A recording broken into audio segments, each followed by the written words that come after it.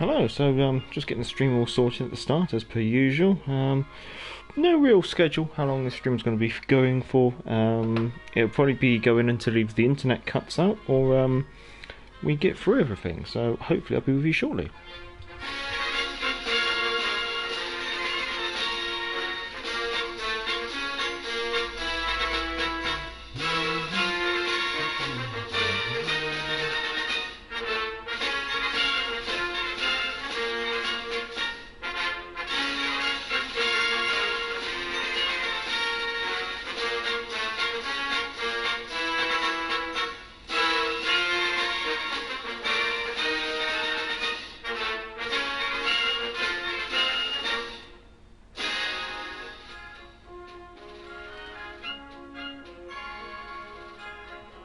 That should be everything.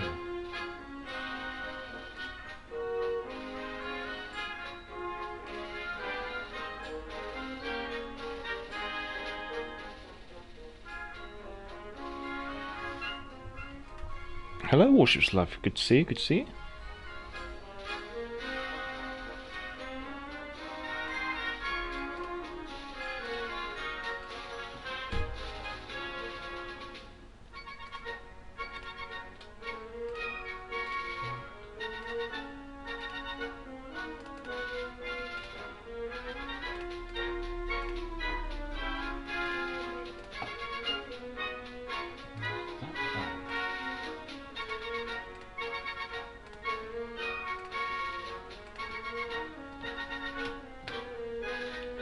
I should be all sorted.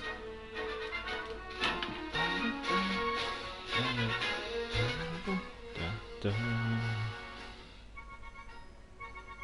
we go. I'll let Colonel Bogey's March run out. Just got to position the laptop so I can see it. See the new bureau? Looks good. Well, we can take a quick peek at the new bureau. Let's see. Here we go. Legendary birthday. So it does seem to be quite interesting. Was it 2 Italian crates, 2 Halloween crates, Black Friday crate? I mean, yeah, lots of different crates here. German crates? No, that's Royal Navy crates, isn't it? I think it might be Royal Navy. That's a United States crate. What was that one? Golden Week or something like that. It's a big summer, another American one. Yeah, an interesting selection of crates, I have to confess. I think the two insignias at the end are the main reward that most people are going to be looking forward to. I'm not going to be starting the Legendary Birthday until I finish the Worcester, and I'm very close to finishing the Worcester. I could boost it, but I'm not gonna do that. So we should get the Worcester sometime this week. Obviously in the store, there's a couple of freebies. Obviously I've claimed them all already, but the freebies are obviously your daily crate, and there's also like a birthday mission and stuff. I can't remember what the birthday mission did, but I somehow completed it in like 2 games or something, so I wasn't really paying attention. The Arpeggio event is obviously here in the harbour, so you've got the Kirishima and the Hanaru. I'm going to pronounce it wrong, sorry. But yeah, they're 2 packs. They're basically Congos, but they're slightly different. The differences are in regards to secondaries and anti-aircraft complement. One's more like a secondary one, the other one's more of like an anti-aircraft one. And then I think the main battery is slightly worse than a Congo. Also, we've got the Otago and a couple of other crates, and yeah. Crates and a flag. I mean, what more do you really want? Commanders, obviously, they've added the Italian destroyer commanders here. If you would need to pick them up via this way, otherwise it's just get them out of your crates and stuff like that. Crates-wise, don't think they changed anything here. Ships-wise, obviously the Paolo Emilio. We do have the Paolo Emilio in harbour, so we will be giving her a spin. But that's the main big difference there. Forge. Nothing going on here. Nothing really worthwhile at the moment. Still, as far as I say, anyway. Camos wise, obviously we've got the Conqueror, the Worcester, the Gearing, and the Kleber, and the Kansas camos now in the camo section. So, if they're of interest, 750 doubloons for a grade 1. Yeah, grade 1 camo. Admittedly, I've already got Union Jack camouflage on my Conqueror fully upgraded, so I'm not going to be purchasing that, although I do like the historical camos. Campaigns and missions, obviously you got your weekly havoc and stuff like that. This is the celebratory mission. I've completed it. I don't know what you have to do, but in whatever it was very easy, and you just get out the birthday package, and the birthday package comes with loads of other stuff like some camos, some boosters, some crates, and the bits and this and that. Nothing really special. I've boosted a bit of the campaign because I do like to try and make sure I've got wiggle room in the campaign, because I don't really play every day nowadays, just because of other commitments in life, I guess you could say. Commanders wise, so American, they've changed the interface at the top. That's quite nice, and they've added these symbols to each single commander, which does mean that it's easier to identify what the commander's main inspirations are. And I realise I'm completely neglecting the chat, so I might as well bring the chat up. Afternoon, Joseph. Good to see you. I'm doing alright, finished work, and so just having a look through this. Matthew, so hilarious, Paolo can outrun her exhaust smoke at top speed on Legends. Yes, so the exhaust smoke screen can keep up to about 40 knots. So I guess unlike on PC where you just push a button and just play on, it just means on console you have to use your brain a little bit and just manage your speed. You can manage your speed via just playing with the throttle. You can manage your speed by manoeuvring and things like that. And so I think maybe you could just say it just means you need higher skill to use it on the console version of the game. Or at least that's my story. That's what I'm going to go for. Yeah, Pablo is now the Udachi of Tier 7. Those torpedoes are very nasty. I completely agree. You can buff them to reach up to 7 kilometers and 70 knots.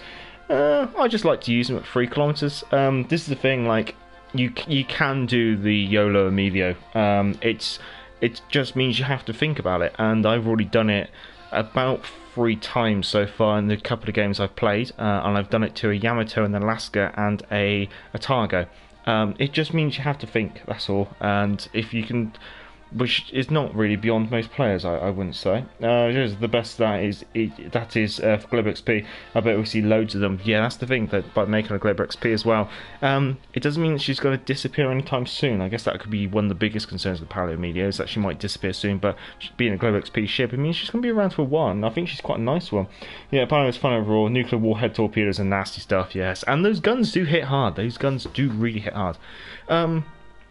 Yeah, American Commanders, nothing here. I was just really talking about the commander interface. My favourite one is the new anime commanders. They're all T-posing. They all look like a starter level. They're all T-posing, or R-posing, I guess you could say. Takeo looks very interesting. If you're going for an anti-aircraft cruiser, she looks like she could be a very good inspiration because she improves the damage and the rudder shift. So that seems like a very nice trait. As a Japanese commander, it's alright, but with Japanese stuff, your AA is not the best. So she might not be the best commander for the Japanese cruisers, but she might be a very good inspiration for cruisers of the Royal Navy and the United States Navy and other navies with very good anti-aircraft components. Things like the Cheshire is what is coming to mind. So we might even see a Cheshire game later this stream. Haruna? I'm going to pronounce these wrong. My anime Japanese is not up to scratch. But the inspiration here, range of secondaries and dispersion of secondary battery. Again, for a Japanese battleship or something like that, not many times you're going to be doing secondary builds, but for Germans this could be a very interesting inspiration, because it's doing range and the dispersion. So you might not be able to get as much range, but you might be able to tighten in those shell groupings. So that does seem quite interesting if you can get that nicely highly upgraded as well. So, then we have Kirishima, I guess. Detectability of battleship guns detectability of battleship after firing the main battery. It's very much like Violetti and Lemonnier in the French tech trees. They affect destroyers and cruisers. This could be interesting if you're playing like a long-range sniping battleship. If you can maximise this up, it means you'll be dropping off after 15 seconds of firing your main guns. That's quite nice when you consider that sometimes you might be looking at a 25-30 second reload. So it means that you're not going to be exposed for so long. It just means you have to play back of the maps kind of stuff. So it's a very it could be a very niche playstyle thing as an inspiration, but it does seem quite interesting. And she might be useful as actually a Japanese battleship commander, because I know with some of the Japanese battleships, you might want to play snipery, kind of like back of the map stuff, so that she could be interested in that. But obviously, you got to remember that once you close into your detectability range, that inspiration or that base trait is useless because you're going to be detected anyway. We have the only male anime character in the game so far. Hooray! And torpedo launcher survivability, repair time, and reload time. They're generally interesting traits. His unique trait, obviously, torpedo bundle. It reduces damage, improves reload time. Potentially, that could be quite interesting on the Japanese, where you can make sacrifices to overall torpedo damage. Things like maybe the Yukikaze, the Udachi, and the Shimikaze, where you already have very high torpedo damage. Taking a little bit of a knock on the damage to get those torpedoes out a bit quicker could be quite an interesting trait. So yeah, I think that could be quite an interesting one there. And then we have Iona, which is an aircraft carrier inspiration, actually an aircraft carrier commander. So this is the first collaboration commander which is for carriers, which is quite interesting. Her buffs are in regards to the restoration time of aircraft. That's an interesting one, but I think you might want to get that upgraded nice and highly before you start using her. Her special skill, Sorry Not Sorry, improves the carrier's HE bomb damage and the airspeed of the dive bombers. But considering that the Japanese aircraft carriers aren't really for HE dive bombing, I mean, you can do it, but it's not as effective as, say, the Americans. So it's interesting to have a trait here, because I think with the Japanese, usually you want to focus on torpedoes, so usually you're probably actually going to not use this skill. So all in all, interesting. I definitely think Takeo's the strongest. I think Haruna is going to be interesting for German battleships as an inspiration. Chiaya, maybe. Iona could be intriguing. Kirishima, what was she again? She could be interesting, but I think she's probably the weak. I think Iona and Kirishima are the weakest for the Japanese, but could be interesting inspirations. Obviously, the introduction of the perception skill, and I'll quickly see if I can catch up with the chat. Hello, Vaz. Hello. Good to see you. Here's it. If I got Dev struck by the Pablo, 4 torpedoes for my full health Bismarck. Ooh. So many Japanese cars. Too bad if you are not a fan of the Imperial Japanese Navy.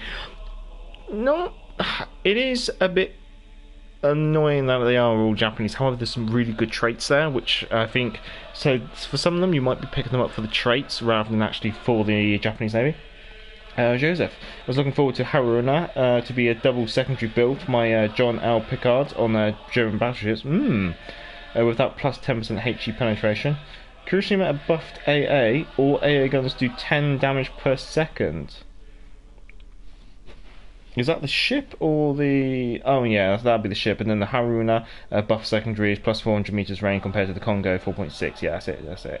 Pixel, hello, good morning. Things are going very well because we have Twist and Track on British Destroyers finally. So we have got the Icarus lined up. So we will be taking the Icarus out. We will be taking the Paolo Emilio out. We will be taking the ZF-6 out. I might skip on the Japanese collaboration battleships because they don't really interest me. Now, at the end of the day, there's some minor differences from the Congo, but at the end of the day, they're just Congos, really. But yeah, it's interesting to see that the interface is a lot more interesting, especially, say, if you go to inspirations, you can now have a filter.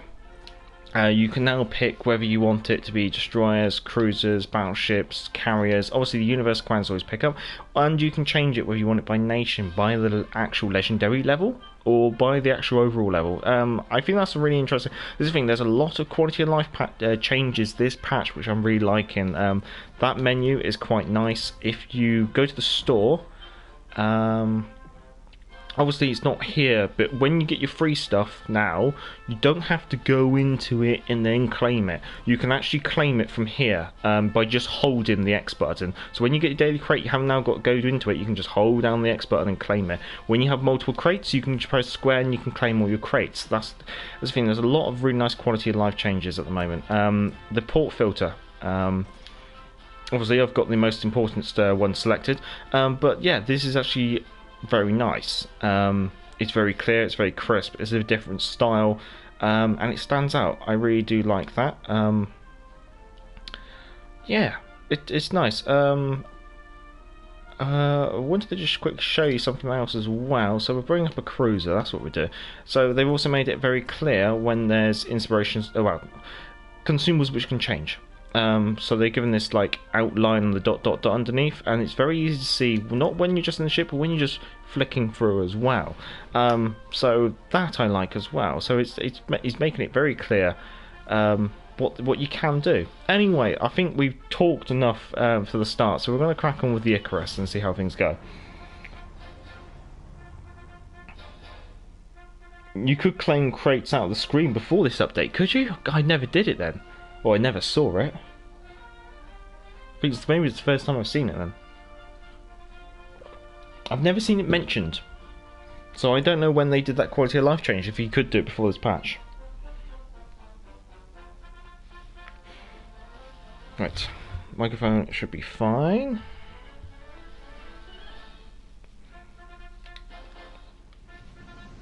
So starting off with the Icarus, the reason being is obviously I'm playing a lot of British DDs, and with the introduction of Twist and Track, or Perceptive, I should say, to the British Destroyer Commanders, I want to see what it's like. Oh, within the birthday pack, you do get this new patch and symbol, conveniently. So, if you're interested, hey, Matsuki, Fubuki, Icarus, Mahan. Okay, tier 4 and 5 game. So with my commander build, obviously I've got Philip Vane. What I've done is, this is my standard Philip Vane build, but now I've changed Stand or Fall to Perceptive. So now we have Twist and Track on British Destroyers, which is going to be very, very interesting. Especially considering the British have always had this nice advantage of having sonar.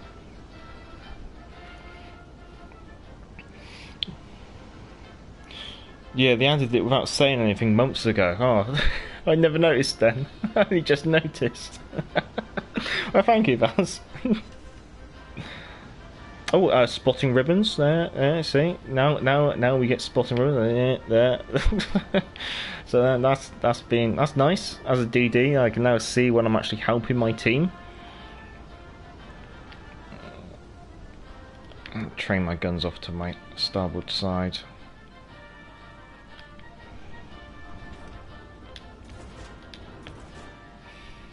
Joseph, don't forget the camos for the French ships. Oh yeah, the Bismarck. Oh, we have a partner to dance with. Concentrate fire on the target. Concentrate fire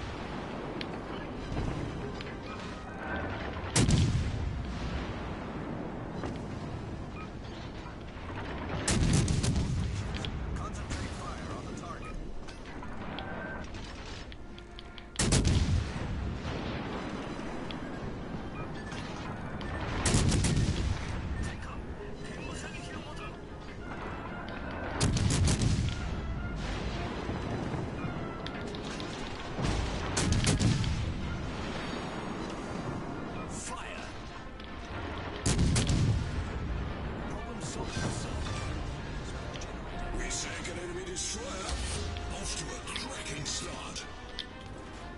Right. Smoke screen set.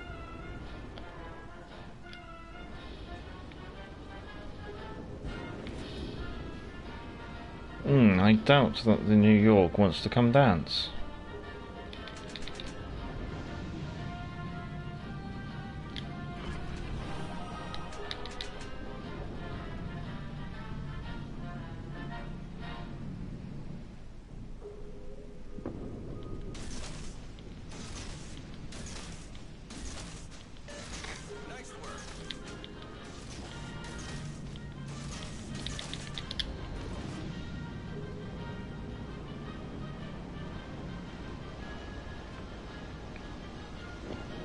Oh, hello. Our team has taken the lead.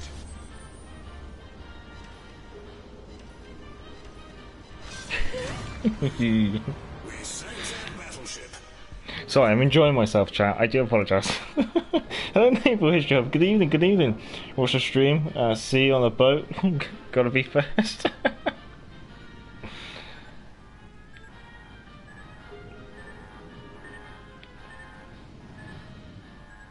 Only 55 seconds of sonar left, which is a little bit of a nuisance. I would have liked a little bit more against this Matsuki.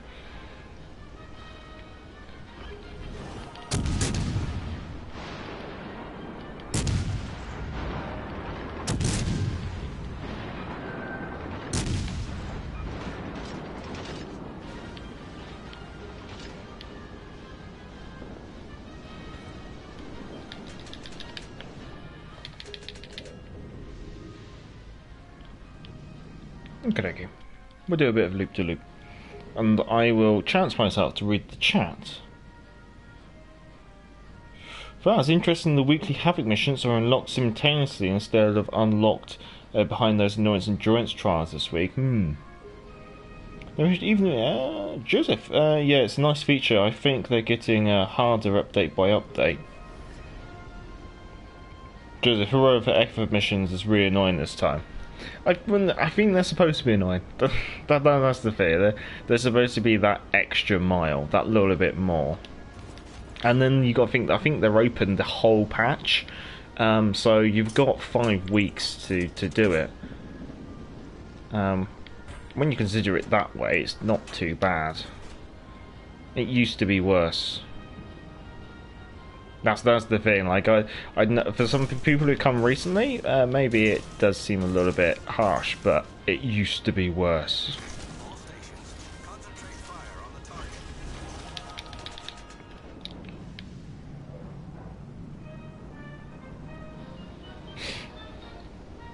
target. Vaz, as if 20 fires wasn't stupid enough, now they're 23 in one match.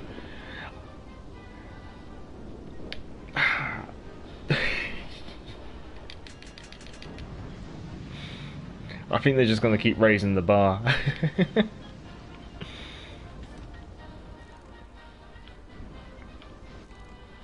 Oh, this looks... No. No. No. We sank their battleship.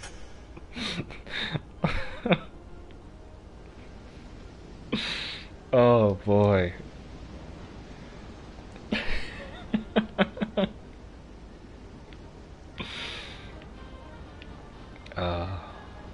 This might be the stream highlight.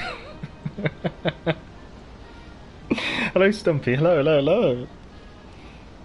I get 21 fires last time in the Carabosk. Ooh, that might be a thing. Maybe higher tiers. And then just suck loads of fires. Yeah, we might as well go guns on. We're not going to get a Kraken, but we can at least trade a little bit of HP now, can't we?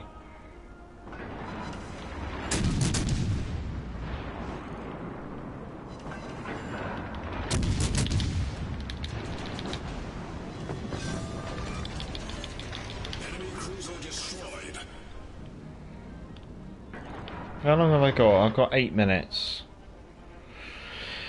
We could have a crack at the Kraken, couldn't we? Yeah, I think we'll have a crack at the Kraken. Well, he's so far away, we'll just have to put the controller down, but we'll see how things go. Hello, Sniper Patch, hello. Long way up, short way down. That was hard, yeah. Same speed ahead.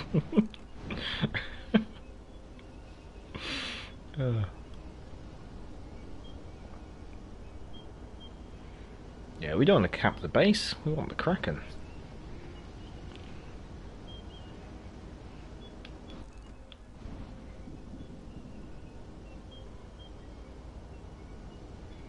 It's going to take a little while. Torpedo range is only 8 kilometers.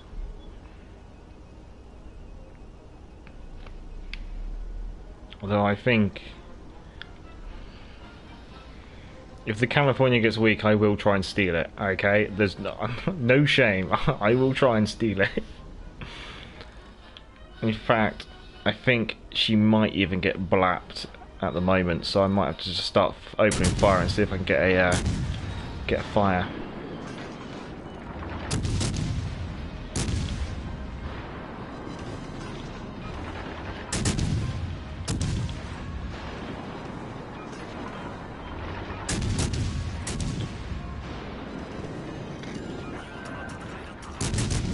That is my shells.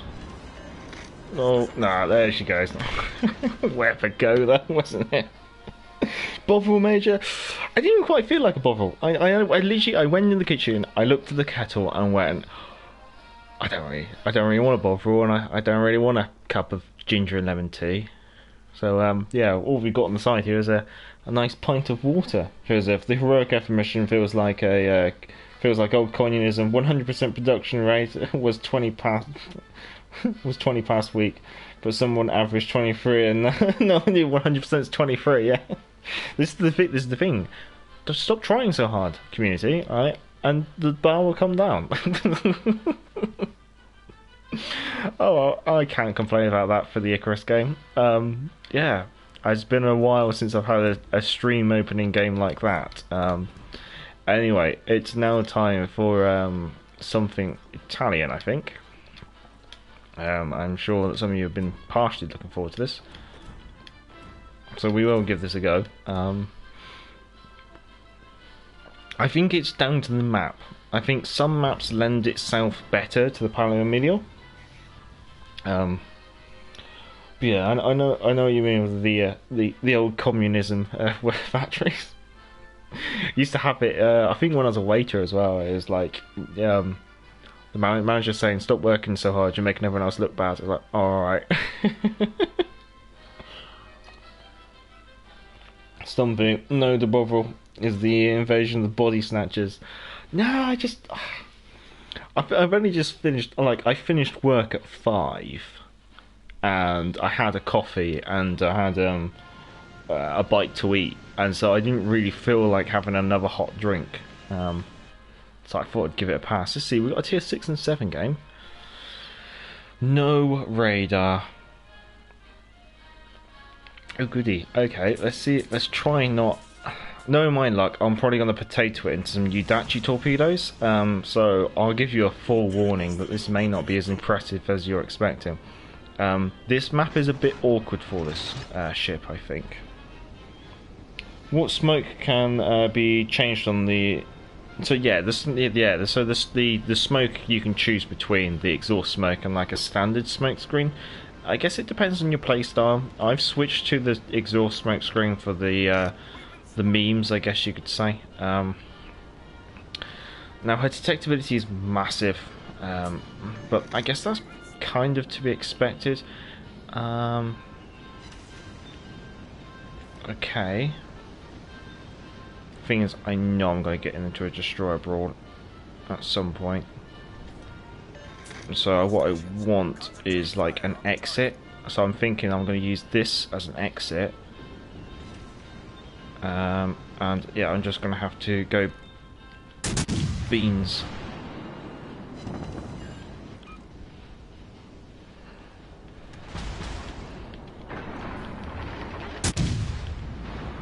So we will actually escape out of this, I think.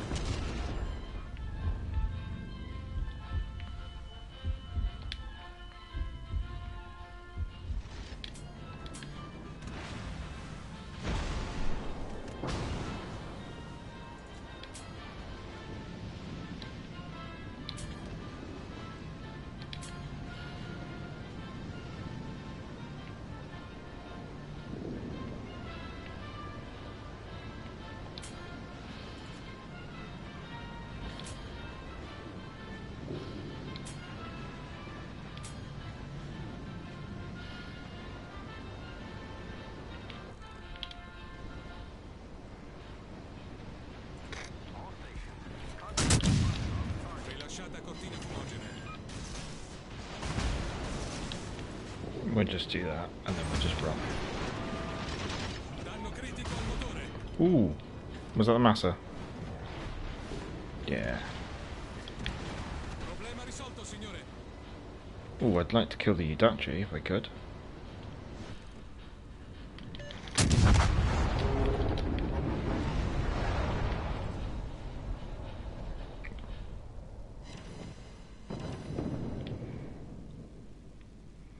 A little bit of memeing around. I mean, she's a good ship. I probably could do better, but I got into a little situation. Probably got a little cocky. But I think if you have like a nice map for it, she can be quite good. You can do that smoke charge or something. Obviously, I cracked the smoke a lot earlier because I was coming to fire. Violetti might be an interesting inspiration. At the moment, I've only got one inspiration on there. I think Violetti could be quite interesting. But you can see how hard the guns do hit.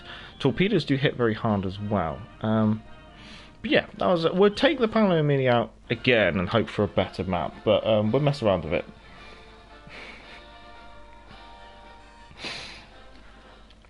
So what we'll do is maybe while we're waiting for that to reload, maybe we'll have a little mess around in, say, the ZF6. Now that would be the first game I'd taken the ZF6, so God knows. I think we just do Bay. Yeah, we just do Bay.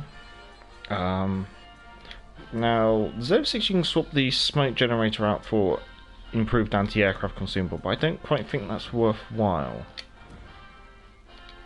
I guess the critical one that everyone's going to take is you're obviously going to take concealment.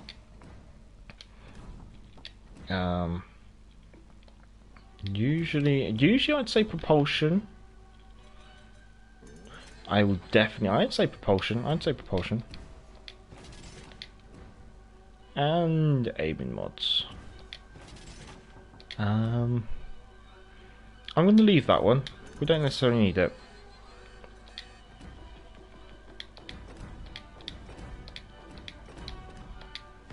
We'll jump on that. Kansas, I don't have the Kansas. Being I didn't get the North Carolina at last patch, there's a lot of global XP that I have to push through.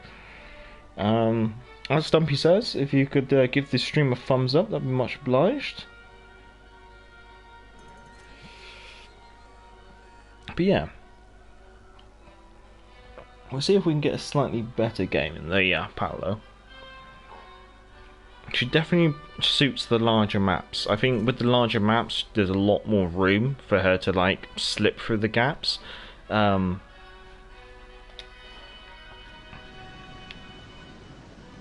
so what are we looking at here?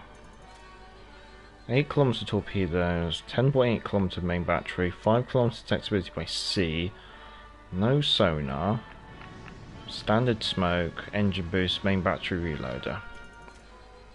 Double ZF6 on the enemy team, so that's going to be a very painful division if you wander into it. Plus a double Fiji division. Then Ragnarok, Scharnhorst, KG5, Bismarck, Massachusetts. Okay. So knowing my luck, I've probably got the double ZF6 division, and they will just mulch me to pieces. That's usually a streamer's luck, I'd call it.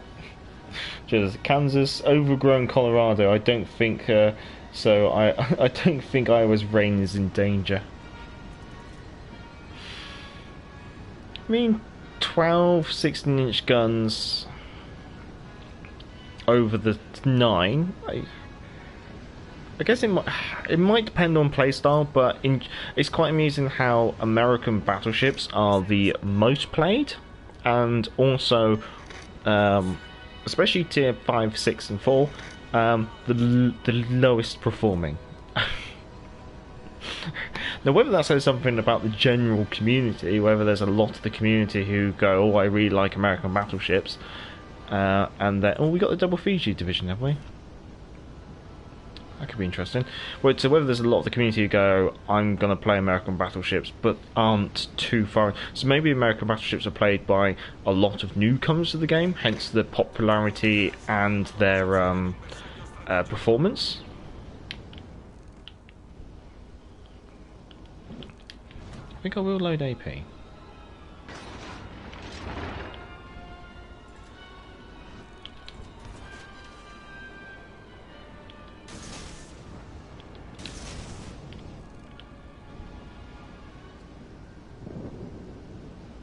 Ooh. Ooh, that could be awkward.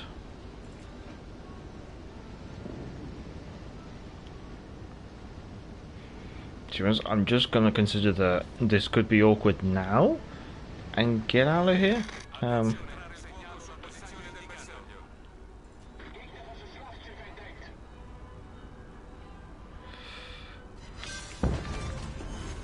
Gegnerischer Kreuzer zerstört. Das ist ein Right, we will do a reload booster on the side of the Fiji.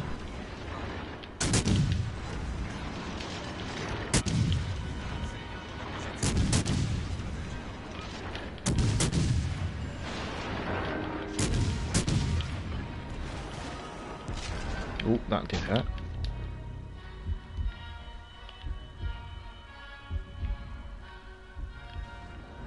I was thinking of switching my guns to that side. How can we... No. She's a bit slow, but interesting.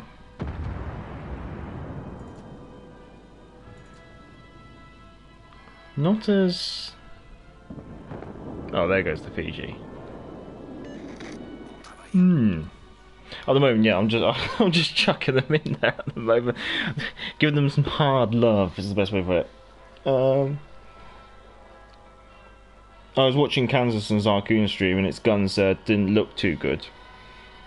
That's correct. Many potatoes choose the United States Navy ships, especially the battleships. Therefore, their performance results are skewed. Yeah, their popularity and their end results are a little bit squiffy.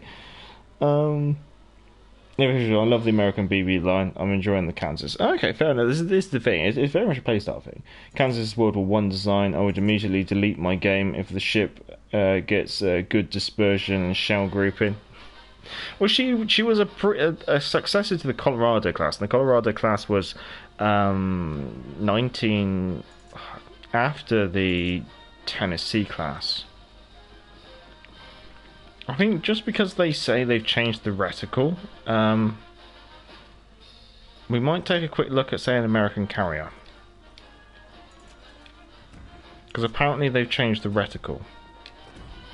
So we'll take a quick look at that. And then we'll do some more testing in the ZF6 and the Paleo Media. I was hoping the ZF6 AP would be a bit more effective. Especially against... Maybe I didn't lead enough initially. Yeah, I didn't lead enough initially, and then she managed to turn M. And the mutiny is like the first couple of salvos from the Fiji actually didn't do much, and then suddenly the pain started piling in. But at the end of the day, it's all about testing.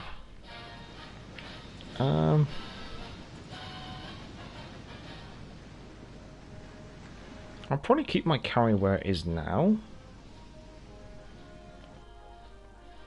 Akatsuki, Lightning, Suzuki, Prince Eugen, Hipper, Baltimore. I'm going to start off with a flight of torpedo bombers. So we've now got 9 aircraft in the torpedo bomber flight.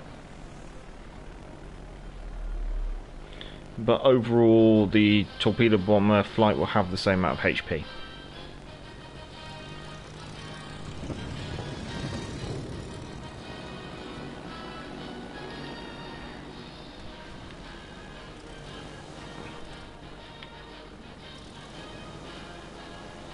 Okay, 2 torpedo hits.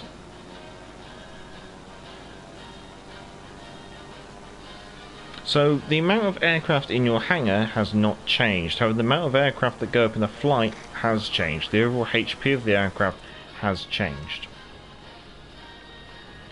What are you?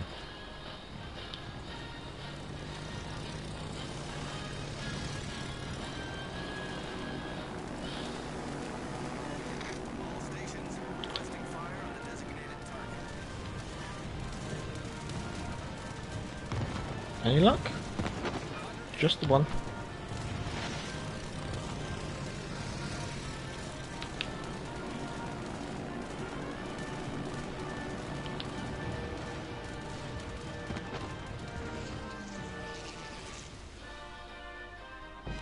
Yes. Okay, I'm not going to complain about that for a start. Days. Right, so we've now got 9 aircraft in our so that's the new bomb reticle. So it seems like it's slightly thinner lines, I guess you could say.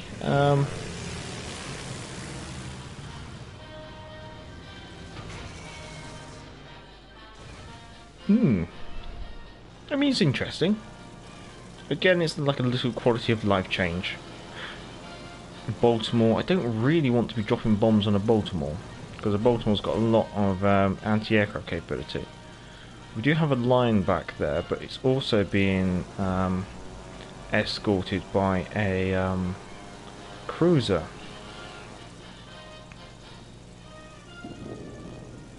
With the lion's just taking a bit of a hit.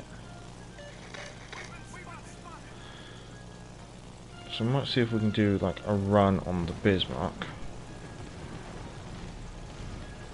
The aircrafts feel like a lot more manoeuvrable in the air than they have been previously.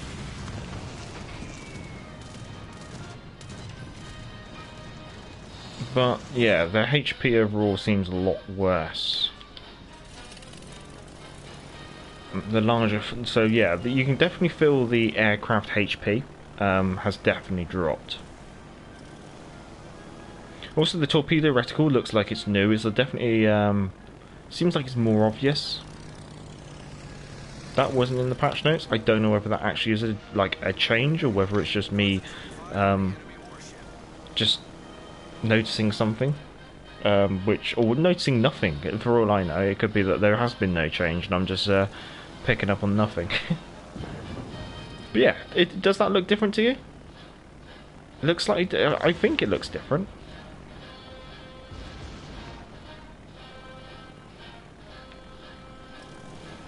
Well, we should be able to do a unmolested torpedo run on the Bismarck.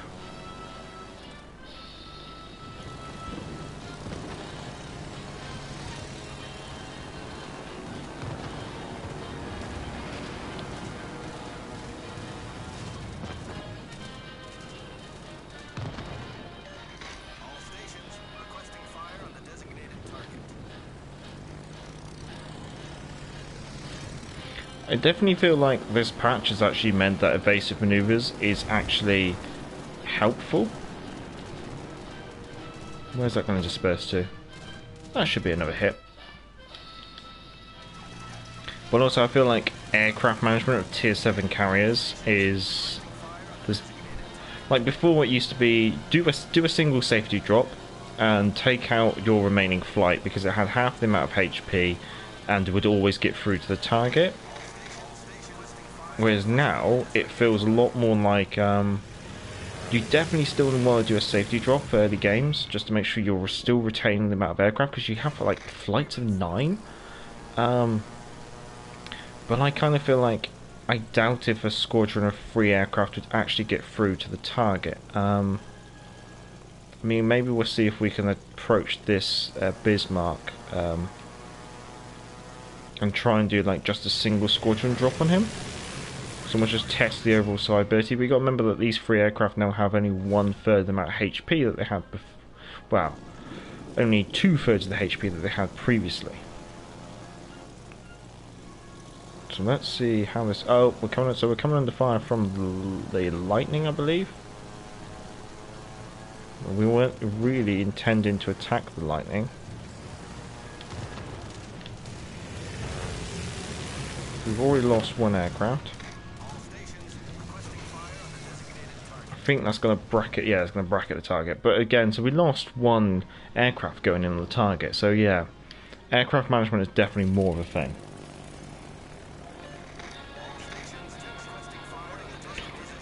Like it's gaming, North Carolina is my best battleship right now. Ooh, fair enough.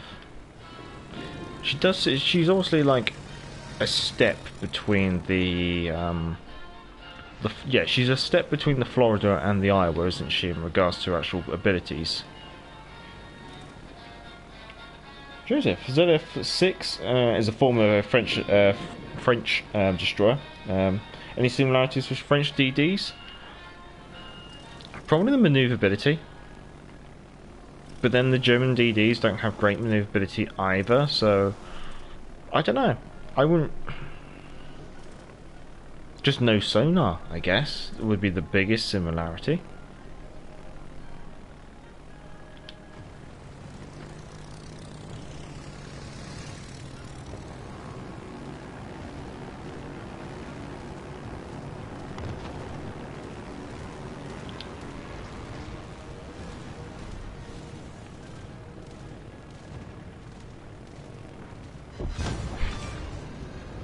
We've sunk an enemy destroyer. Our team has taken the lead.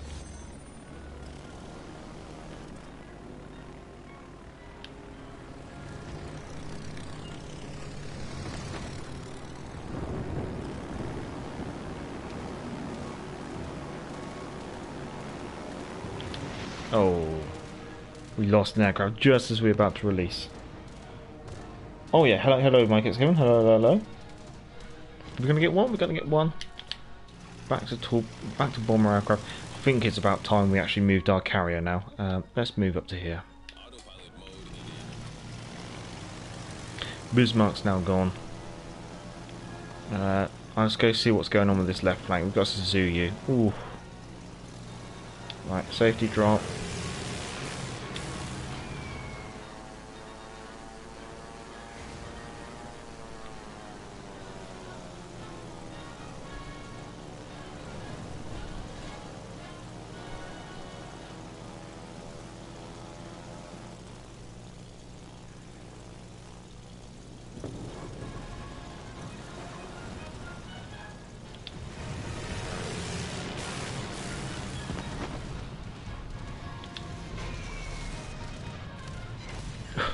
I was going to say, if they all miss. But no, we managed to get 4 bomb hits.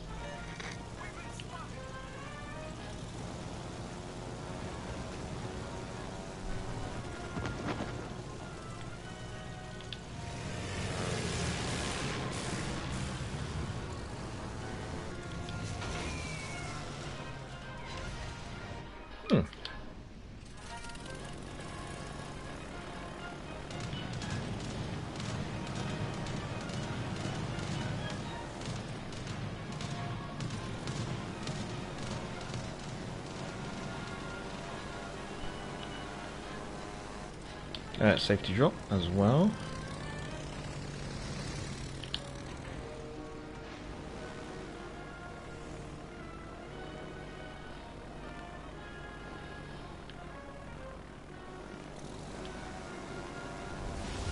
Victory is in sight.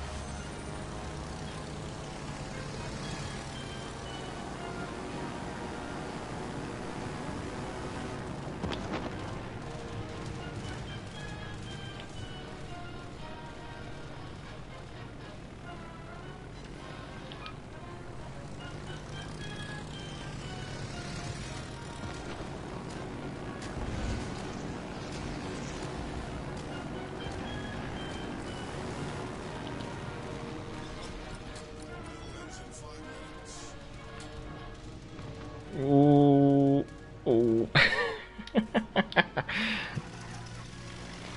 Right. Anyway. Nice talks on the DD. Thank you. Been practicing. I did get a August Passable game in during my practice game earlier. So practice makes perfect. Let's get rid of some bombs.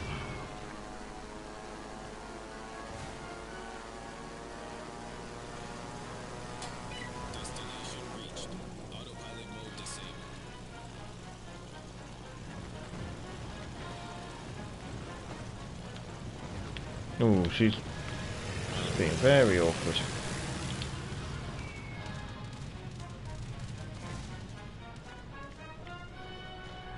Just managed to get a very nice sharp turn in there just at the right time.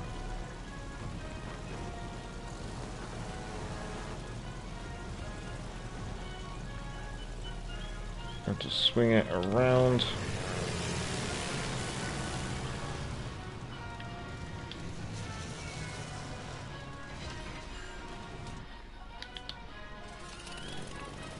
Well, we better move our carrier.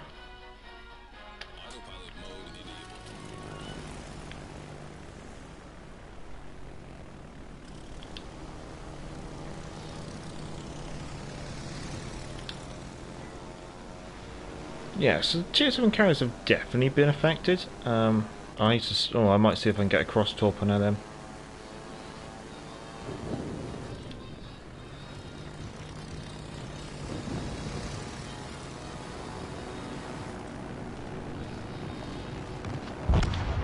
Oh, she's gone. She's going to go eventually. But 96,000 damage in the Lexington.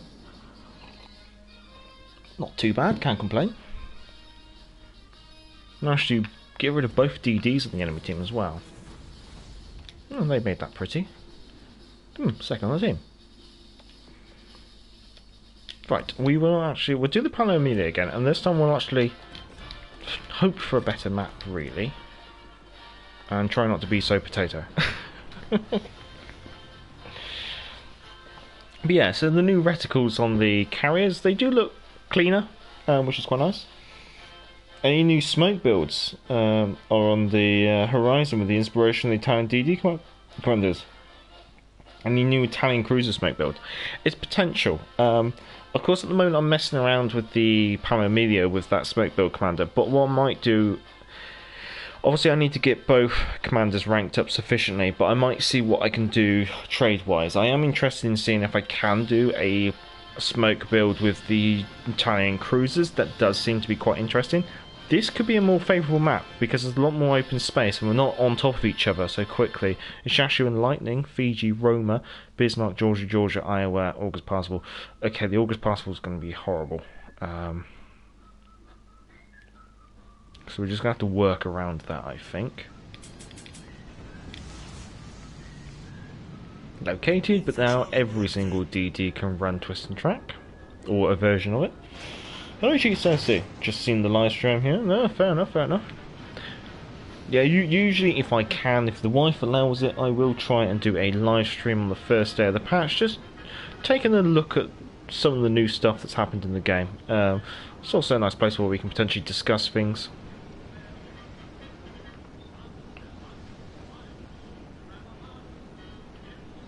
Georgia. Was that the Jordan? No, who's working? It's a Bismarck working with the August Parsable.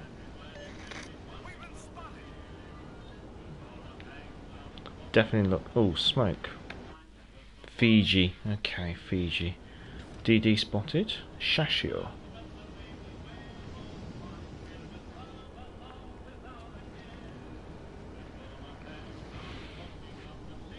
So I definitely got a Fiji between me and the enemy.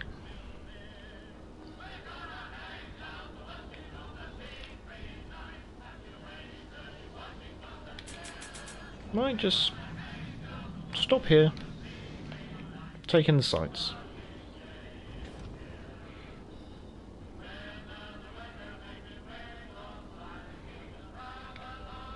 Georgia's moving up forwards, which is nice. The question is, will the Fiji continue to push or will she fall back? Oh, there's something between me and the Fiji.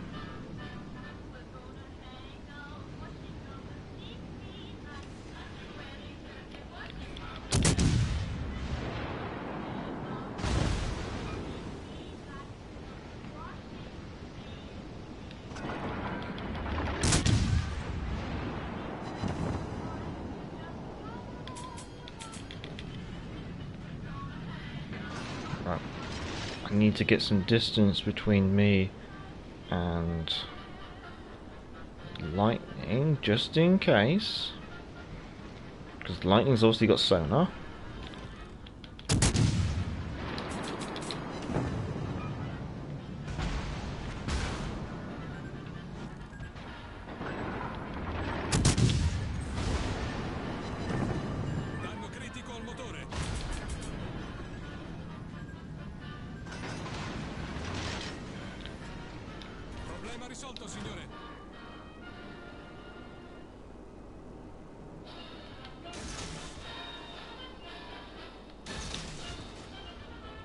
Oh, you decided to try and leave.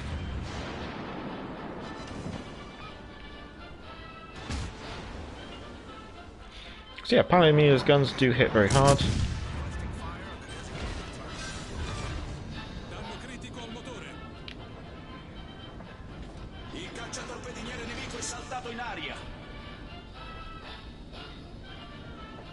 Do I? Maybe I should go after the Shashia. Let's get over to the Shashia, see what we can do. Maybe we can cut her off from the rear or something. Chistosi, is that the same for the live stream you did for the patch notes? So yeah. So usually when on the day the patch notes come out, I do like a desktop live stream where I go over the patch notes, I discuss the patch notes. You can bounce ideas off me and things like that. And then on the first day of the stream, if I can, obviously it's not always a guarantee, but if I can, I will do a live stream, just taking a first look at the patch, just seeing what's changed, playing a couple of the new ships. And yeah, just whittle away about 2 hours while catching up. There's an Shashio in here somewhere, isn't there?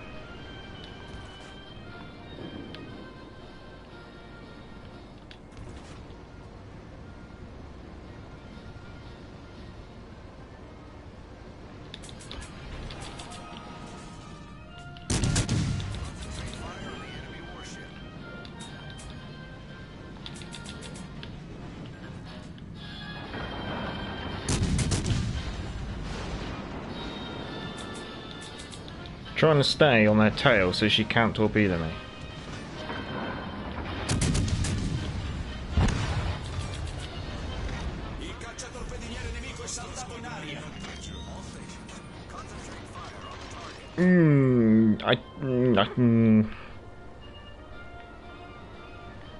Question is, could I YOLO the Georgia? I probably.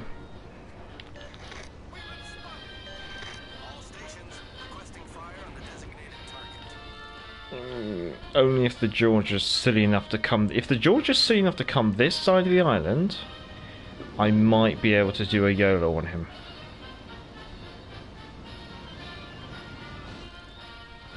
In fact, it looks like he is silly enough to come this side of the island.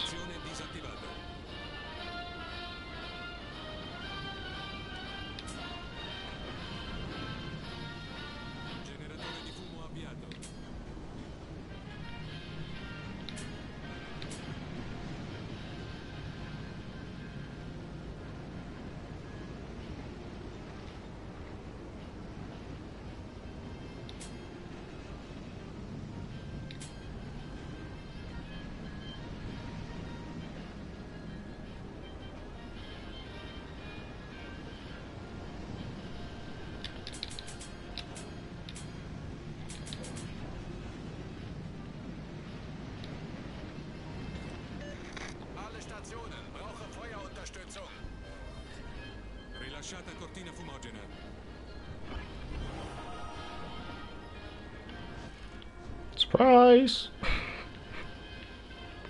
That's not going to get old if you have the opportunity to do it.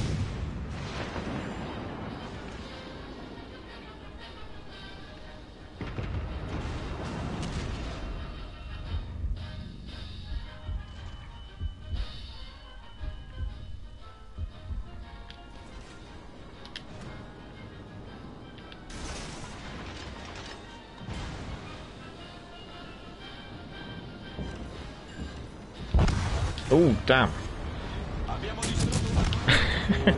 I was expecting like those torpedoes not to do much against the Georgia, but they really hit like a truck. So much so I should have maybe used that second launcher on the Fiji, but yeah, I think we've done all right. We killed the Ishashio, we killed the Lightning, and we got the Georgia.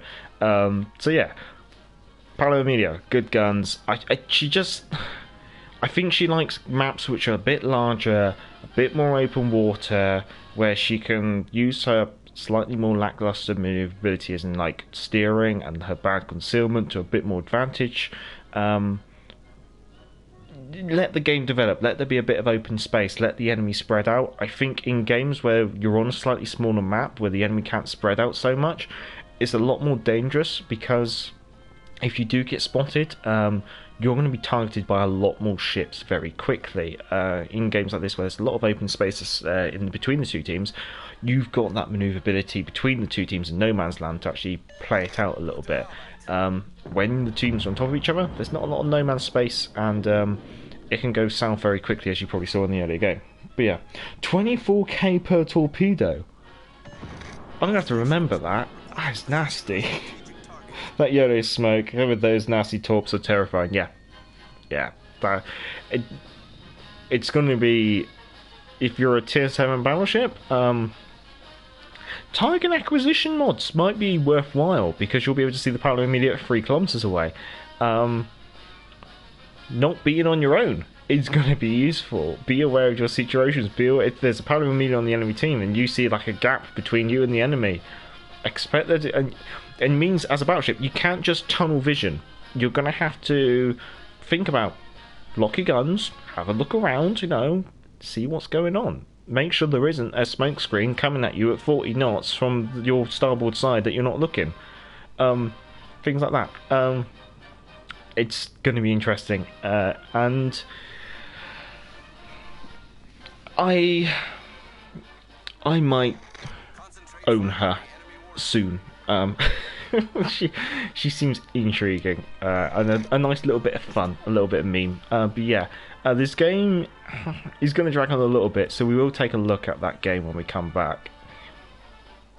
Yeah, those are nuke torps. Yeah, I wasn't expecting the Georgia to go down like that.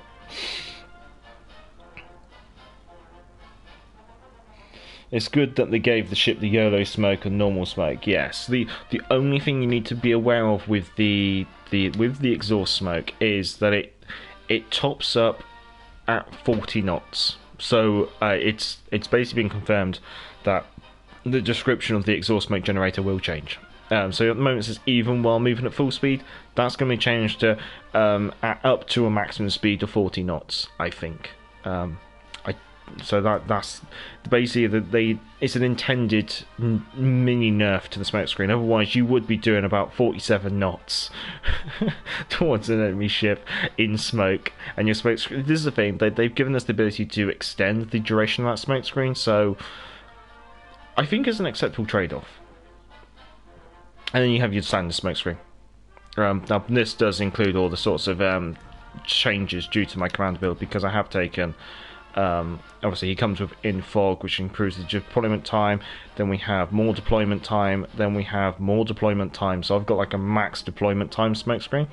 And actually, I think maybe just out of interest, we'll get rid of the carrier. We'll get rid of the Americans. We'll bring on the cruisers. Let's take the Amalfi.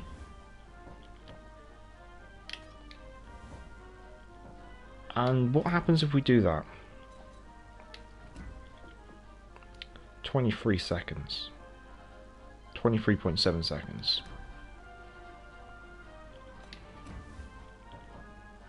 And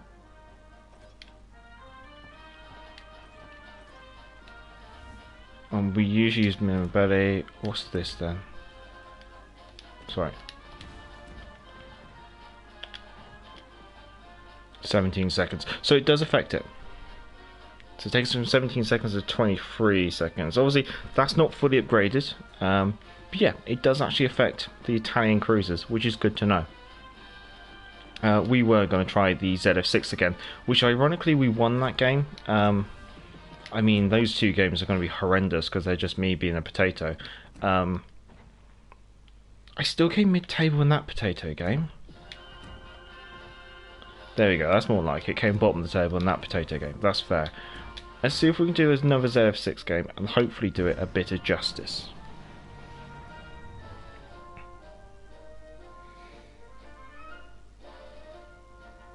Four torps is enough against any BB. Yes, I'm gonna have to remember that in future. It's because like on PC, you see them, they have to chuck all the torps out. So inside my mind, I'm thinking, I better just make sure. But yeah, those torpedoes really do hit hard. Pixelmug, I'm torn between the Atlanta or for getting silver and this beautiful new ship now. Like Vaz says, if you haven't got tier 6 premium, then yeah, probably the Atlanta. Hello, name was hello. Like I said, how is the Italian captain as an inspiration to other ships? The smoke duration or smoke deployment time. I wouldn't say it's that critical. I think that commander base trait is only going to be useful for things with where you focus around a kind of like a deployment time smokescreen build, and in those instances there's only really the Italian cruisers, so maybe he might make a nice inspiration for Italian cruisers, but I'd be tempted to actually maybe use him on the Italian cruisers. That's what I'm going to be looking at next anyway. I'm going to see how much I can like refine the Paolo Emilio, but you see, I'm in two minds. I really am in two minds. Like, do I have that commander specifically for the Paolo Emilio, or do I look at maybe hybriding the commander between the cruisers and the Paolo Emilio? But if I do it to the cruisers, I gain a bit of smoke deployment time, yes, but do I gain anything else?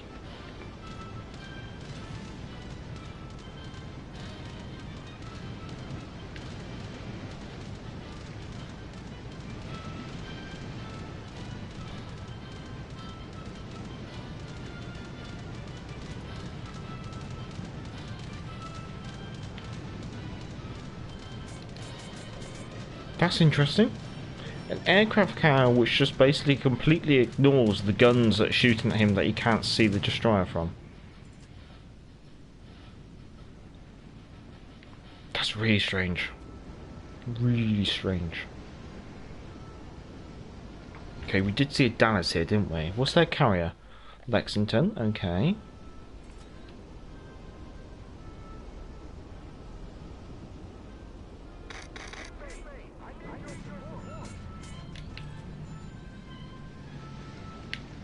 There's something in that square over there, which, although would be tempting to go after,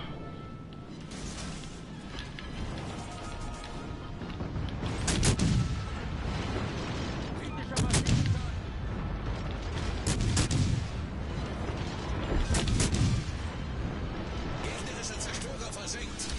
Das ist ein guter Anfang. Maschinenboost aktiviert.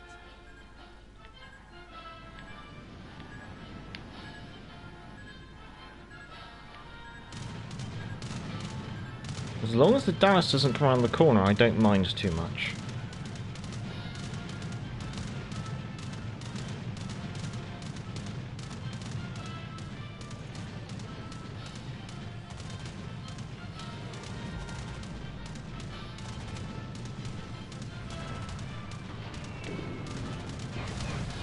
Ooh.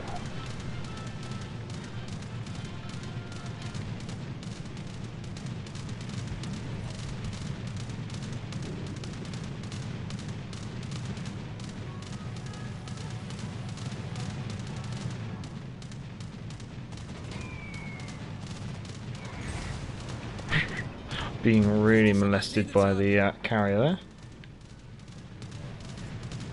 Problem gelöst.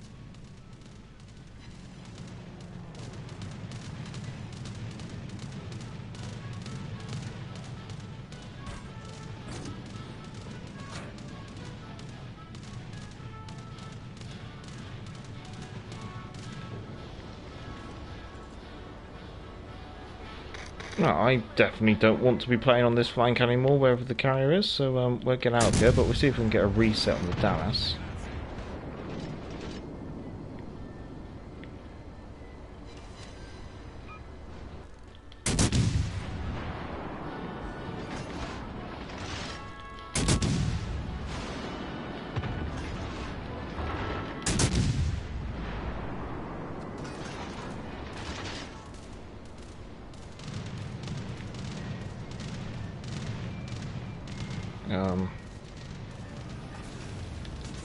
I didn't see this.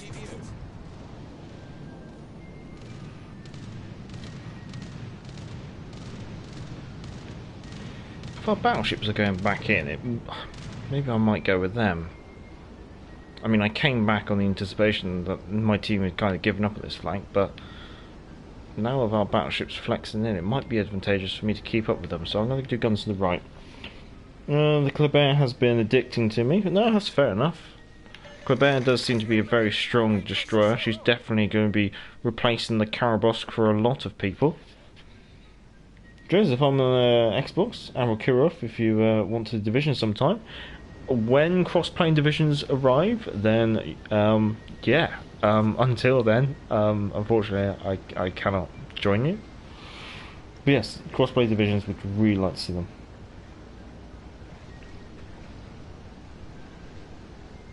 Oh, Warship's life is off? Oh, cheerio, cheerio, cheerio. Okay, so smoke destroyers and cruisers.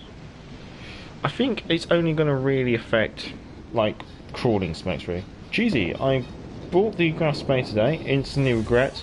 We'll be going a tier 6 later this week, possibly hoods as we discussed. I think...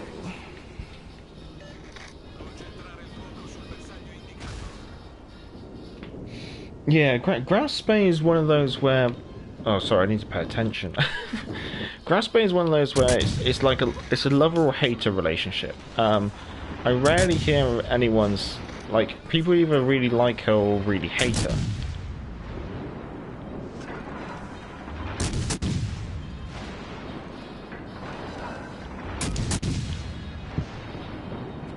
Rarely does it seem to be anywhere in between.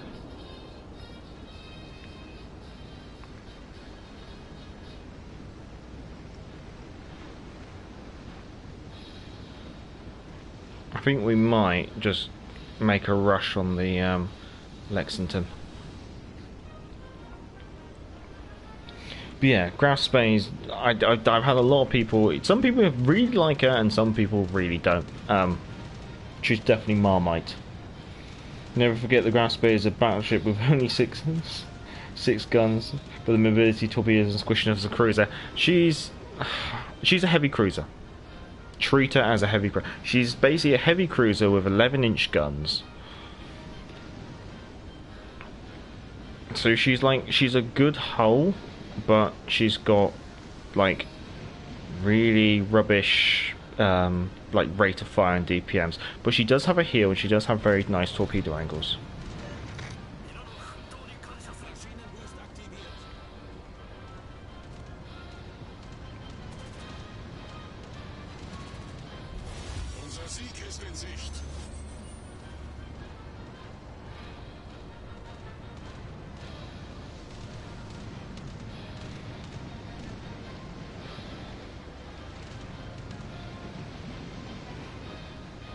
Yeah, with Hood, well, maybe I'll do a Hood game.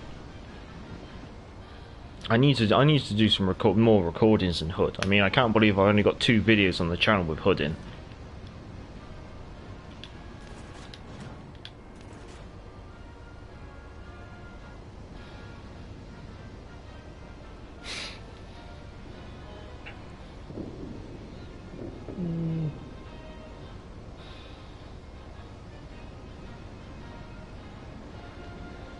Oh, cheerio, Vass, cheerio, cheerio. Thank you for coming along. Literally, with the Grass Bay, what you have to do is you have to fire all your guns. If you fire just one turret, the accuracy is horrendous. So with the Grass Bay, the trick is to actually fire all of your guns to do a full 6-gun volley. Don't try and cheap it, because if you try and do like this turret and then that turret, the dispersion is like, ugh. Like, there's a really weird thing in World of Warships where if you fire just like one turret, the dispersion is horrible. If you fire the turrets as a group, you do get slightly better dispersion. I don't know why. Okay, that's nice. Ooh, anniversary camouflages. Might have a quick peek at those. And some crates. Okay. Third on the team. That was a mediocre-ish kind of game in the Destroyer. Like, not really high damage, but got a cap, did some spotting and stuff, so I can't really complain about that. And we'll see how we did in the Paolo Emilio. So we've had 2 potato games, 1 in each Destroyer, and then we've had, hopefully, 2 good games. Yeah. Paolo Emilio is a bit more fun. ZF6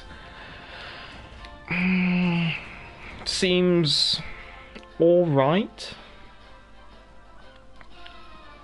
I don't feel there's anything special going on here apart from the reload booster, which is nice. It does mean you have an I win button against destroyers. Apart from that, she just seems like just a run-of-the-mill destroyer. Paolo Emilio definitely does feel special. But yeah, ZF6 seems a bit alright. least I get to showcase the new function of opening all your crates with the square button. Whoa. Oh. There you go, all gone.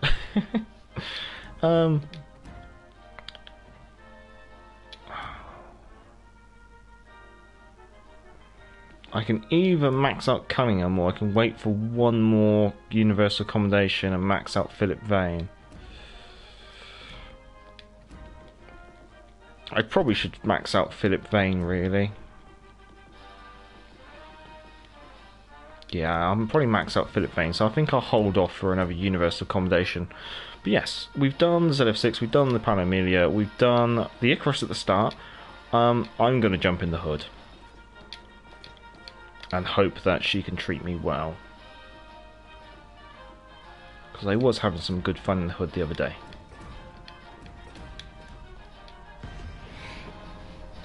Hello, next zero. Hello, hello, hello, hello. Grass Bay is like Marmite. Oh. How you doing? Doing alright. The first game in the stream was really good. That was in the Icarus. The two following games in the Palo Media and the ZF6 were rubbish. I kind of potatoed them. But then they were followed by a very good game in the Palo Media, and I'd say an average game in the ZF6, so it hasn't been too bad. The first game was very nice in the Icarus. That definitely is going to be the stream highlight so far. She said I should like her in theory, however my team have been folding within 2 minutes today, so I end up being the last and being focused. Yeah, it's just the joy of the game, I think. Unfortunately, you do get games like that. Right, Hood. Ishashia, Katsuki, Jervis, London, Prince Isle Friedrich, New Mexico, Snop, KG5, North Carolina.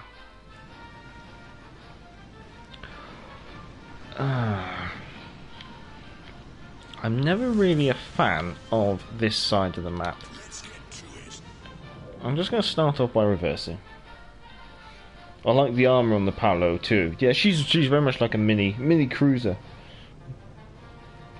Already done 3/4 of the heroic challenges. Fair enough. I looked today, and you don't have any gameplay on the Exeter either. I should have more. I should have a review, a let's play, and I also did an entire live stream in the Exeter.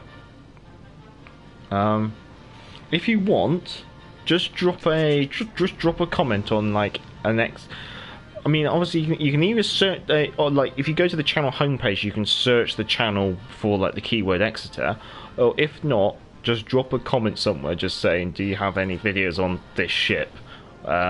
And I will just chuck a load of links into the bottom of it.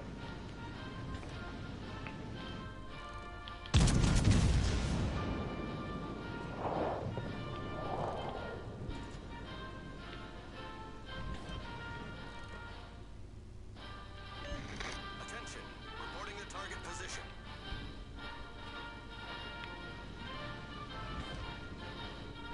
Enemy destroyer detected. Concentrate fire, target position. Oh, definitely destroying the centre, not the Jervis, so that's the Akatsuki.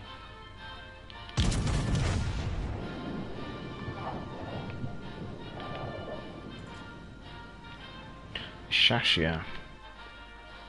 Jervis is over there, yeah, so we've got the Akatsuki.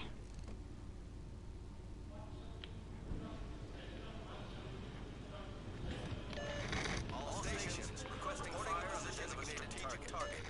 Nice work.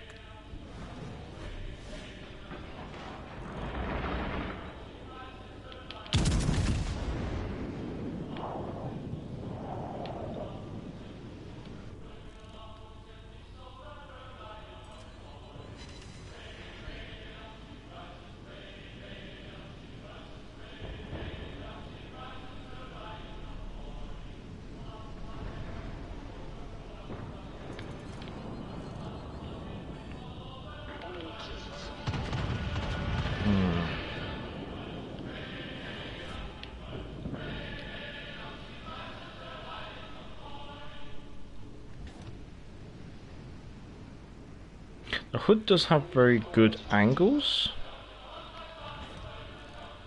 but it's just trying to take advantage of them sometimes. I think my current limitation is his island.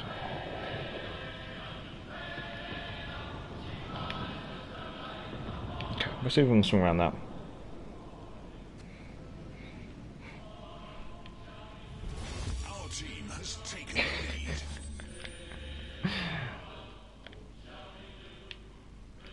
see if we can... Oh, London's disappeared. This map's always awkward for crossfires.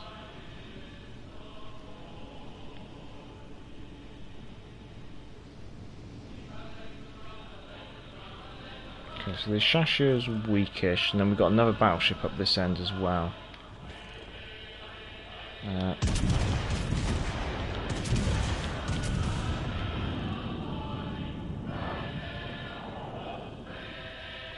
If any of these make their mark, it'd be amusing. Ooh.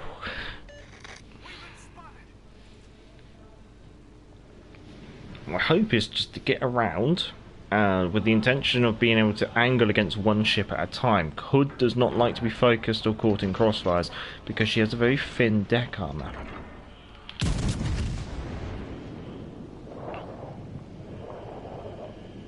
Benson should be able to handle the Shashia.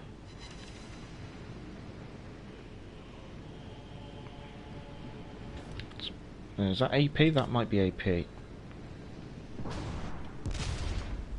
Yes. Got caught up broadside there on the anticipation he was going to have HE loaded.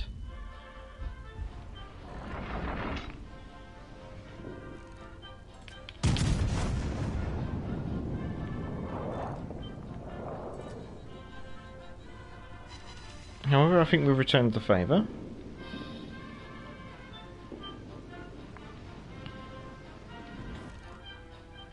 Come on, the Shashia is priority, Benson. Benson. Oh, Nemesis beard.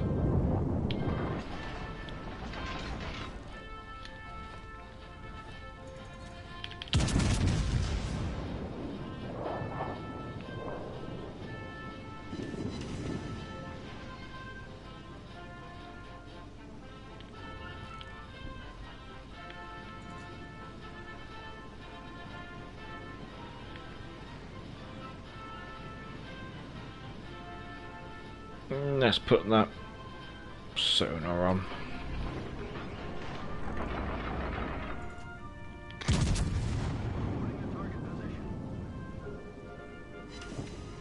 Oh, really?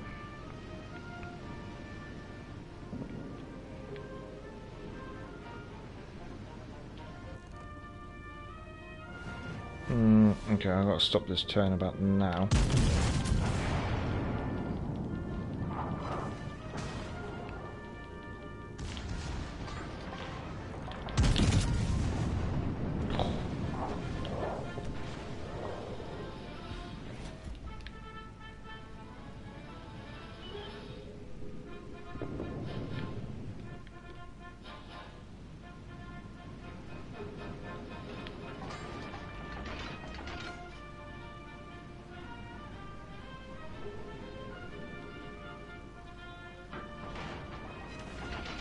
Oh.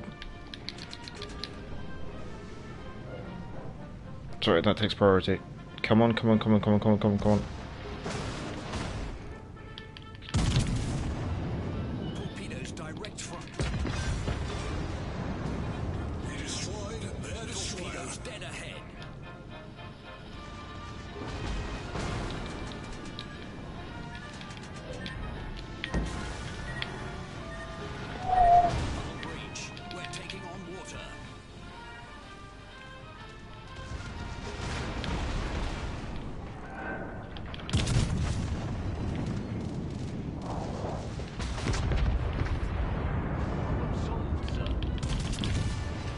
Oh, come on.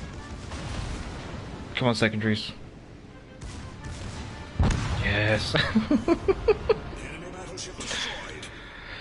Right, we're going to take a little bit of a break here. We will heal up and get the cap, and then we'll motor off. Where are I? Really, I couldn't find them searching Wales Legends Exeter. Possibly just YouTube being YouTube with the algorithm. Yeah, most likely. I am a small channel. It's not going to push me as hard as some of the other channels. If you go to my channel's homepage, on the top right bar, where it has all the different categories, there's like a little search bar where you can actually search just my channel, or the video content of my channel. So that's an easier way to try and find some of my content.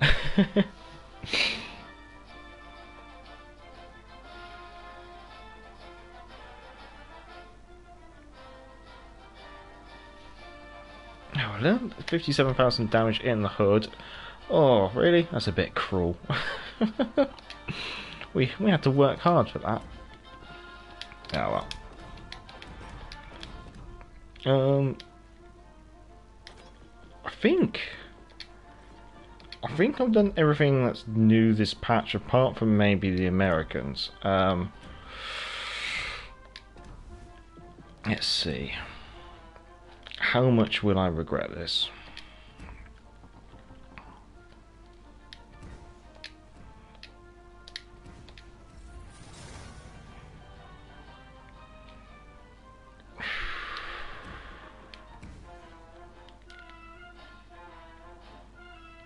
See, I need about 150, and then I'm gonna need like another 100, something like 250.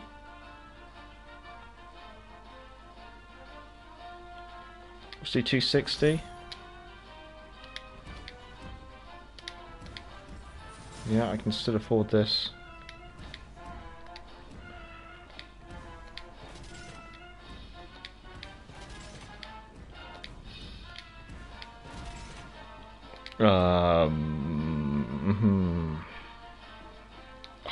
That mod always seems like a waste.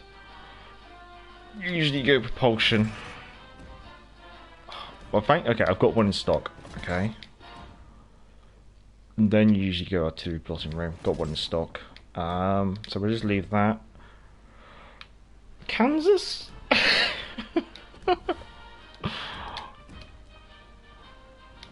Alright, American battleships. Honestly, this is the last new thing this patch. Really, apart from maybe see if we can take a Cheshire out and see if we can tempt an aircraft carrier game. But if I'm going to try and do that, ideally I want someone who wants to play a tier 5 carrier in a division with me on the PlayStation. Right. Yeah, speed build.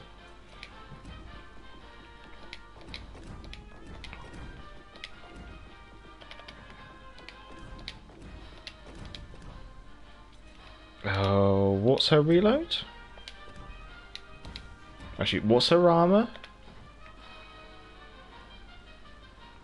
That's quite tanky. So, only Yamato's going to be punching her. Big superstructure. Ooh, okay, that looks nicer. But your nose should be okay.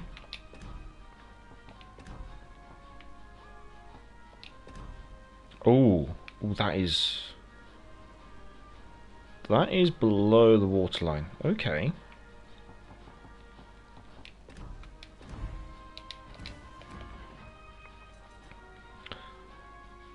.28 knots. No, that's not. That's like the base speed of a KG5. That's not too bad.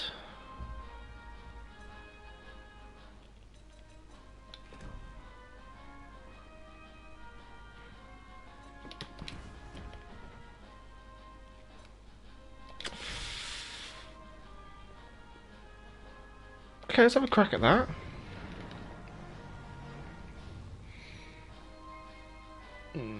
Go for that. We'll do a North Carolina game after this then. And then you can kind of get my first inspiration.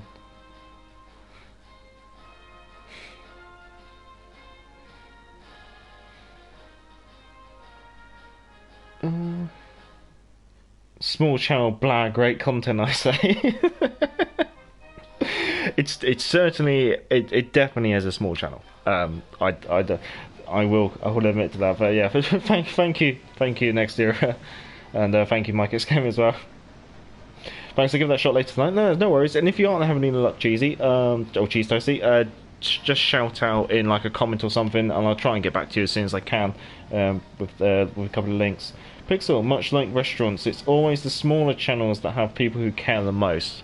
That is one thing I will admit. Like, Back to the Port does have a small community of like veteran viewers, I guess you could say, like, which is nice because it feels like we have our own little community.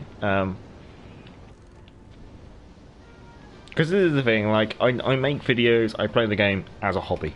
I'm not making money, well, that's not the intention anyway, and sometimes, like, I'm trying to be as honest as I can with my reviews and things like that, so I don't try to show high damage games and Krakens all the time. It's just like an honest gameplay, as when I can. No, my luck, I've got the gearing, haven't I?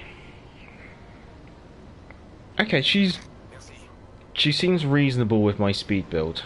Let's go. Okay.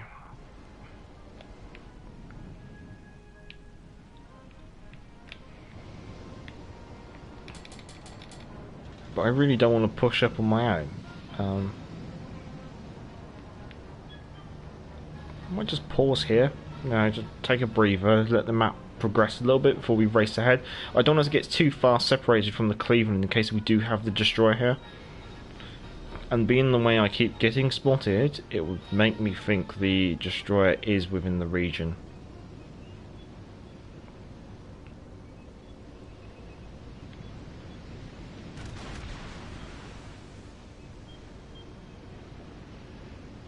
We also have some HE spammer. What's the HE spammer? Probably the Suzuki. Yes. The ship is on fire. So we probably got the Suzuki and the gearing here.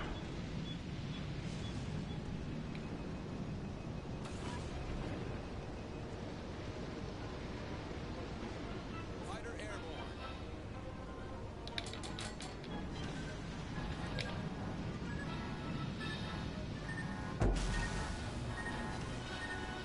Hull breach. Taking Well, that was, oh, come on.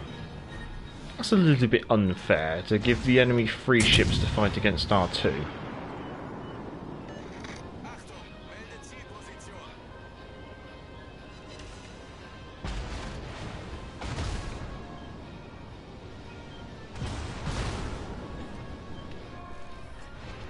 Problem solved, sir.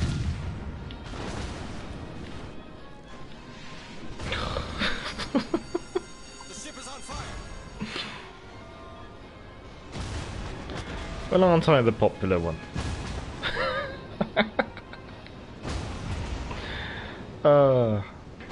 It looks like we will be doing a second game in the Kansas. Because I've just been focused.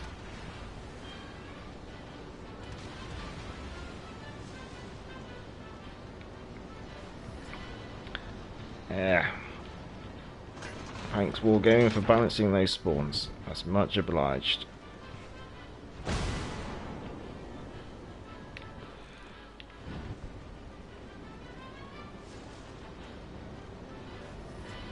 Fighter returning to ship.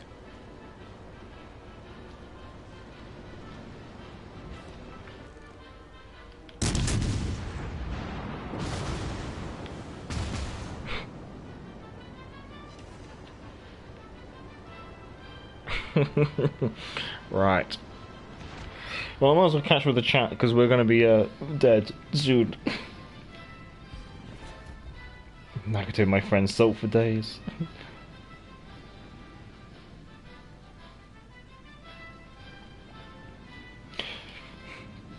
G-Soci, yes, much prefer the calm delivery rather than the screaming and shouting and everything is amazing type. I know those kind, yes, there's... I just don't see, what's the point in getting angry at it? I mean, like, at this moment, I've just been absolutely trounced on by a Suzuki and Alaska, Champagne and the gearing. But getting upset about it isn't going to change anything. It's just the mechanic of the game. So there's just no point. Like, it doesn't change anything. All it does is it just makes you feel, wow. I think you have to look at everything in a positive light. That's what I try to do. I mean, I've been focused out on this flank, but at least I've managed to get away, you know, and as long as I can keep... I've still got a couple of repair parties, so I still can kind of come back into this game. I just need to kind of, like, get out of here. I'm still not leading enough of these guns. Okay. There goes the Cleveland. And the zoo definitely... Oh, the gearing's definitely close.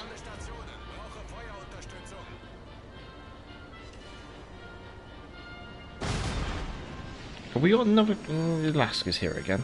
The ship is on fire.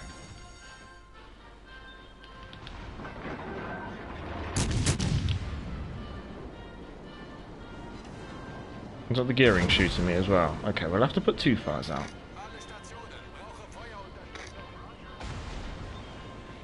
But if I can draw the gearing off to the back of the map here, that's advantageous to our team.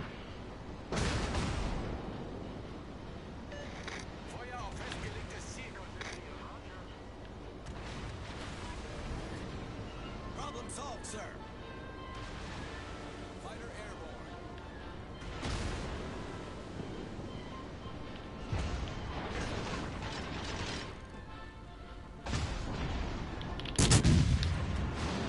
Torpedoes to starboard.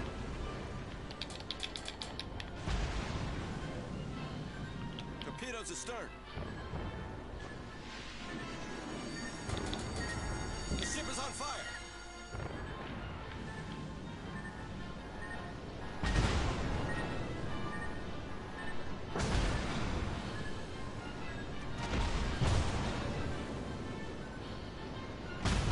Because what I'm hoping is, yes, I'm going to go down, but maybe I can just buy my team enough time.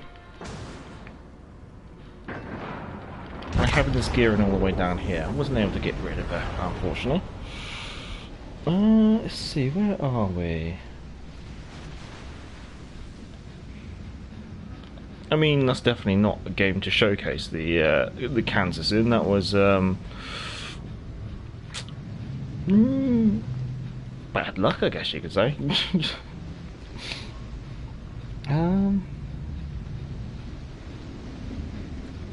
Exura. If I get too salty, I turn the game off. Not worth the mental health for me. Yeah, I don't blame you. Cheese toasty. Really, I just push on through the potato teams. It doesn't do my win rate much good. But if I've got time to play, I'm playing regardless. Yeah, that's fair enough. Fair enough. Exura. To be fair, it takes a lot to get me salty. Yeah. Having played with you previously next to again, you're definitely very chilled like myself. Stumpy, a small channel but great channel. Thank you, Stumpy. Thank you. Now to my friends, salt for days. Yes, yeah. I think the Nagato is a strange ship. Not a first choice. I'd certainly admit that. Oh, they love the Major. Well, they certainly did this game. Oof, ouch. Good life motto, that one. Joseph, in the US is very popular to be salty, make views. Yeah, like Mike X7 says, rage bait views. I mean, maybe I should become a VTuber.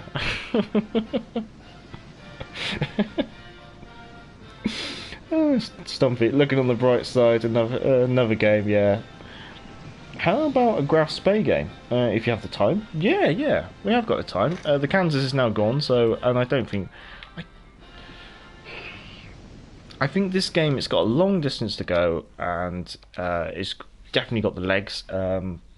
We've got the 2 cap advantage, and the gearing is going to be slightly out of place for a good majority of that game, so it could be quite interesting. Anyway, German cruisers, tier 5, tier 7... Oh, that's the Americans. Where's the Germans? Graf Spay. Right, you're going to have to forgive me, because I'm probably going to be very rusty. But we'll have a go. That's all we can do. Stumpy, I wonder how much damage you attracted. Probably an absolute bucket. She said no problems with the rest of her, but the handful of games I played, the dispersion was awful. Yes, her dispersion. Hoping it was just bad luck on my part. Not really. She's a bit of a... She can be really quite trolly. The role of a tank is cruel, but often overlooked, but no less estimated. Yes, yeah. So this is the thing. I gave the enemy team 2 choices. Either you can chase me to the corner of the map and put yourself out of position against my team, or you can let me go to the corner map and heal up, and I can come back and fight another day. So in either case, I guess you could say I was dictating the engagement. Probably not massively. I mean, it does look like I'm just getting focused and dying, but I am trying to, while I'm still alive, trying to dictate what the engagement's like. Simplest, that reload is too painful. Why is everyone using the other commander when there's Lugi with observant range? But that's good if you want to shoot a lot in the Emilio. Oh yeah. I get what you mean. Going for like a relay build in the Paolo Emilio. I can agree in some context if you want to go for that, but I found that the guns in the Paolo Emilio they hit quite hard, and you have a lot of HP that you kind of can withstand most ships. Obviously making that in reload is going to make you more dangerous, and that's for certain. But it's whether you want to do something else. I mean, she's quite a universal platform, so I wouldn't really argue too much about it. I think you can. I think it swings and roundabouts. You can focus on torpedoes. You can focus on the smoke. You can focus on the guns. I think Trento's got a good nose, so I think switching to AP there wasn't a good idea. Cheshire. Oh, we'll do a Cheshire game. Pardon me.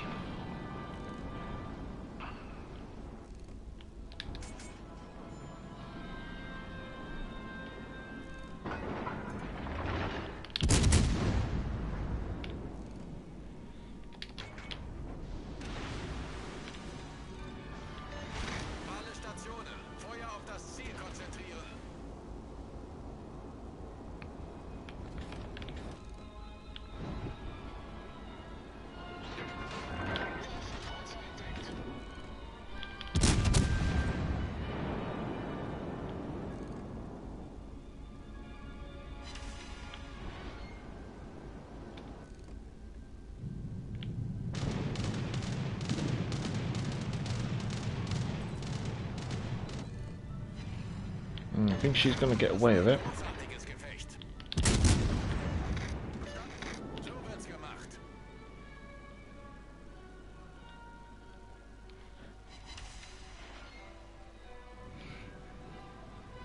Tuesday, believe it or not, my Nagato behaved itself last night. I couldn't believe it. Even the ugly child of the family will behave once in a while. North Carolina, don't forget. Oh yes. North Carolina.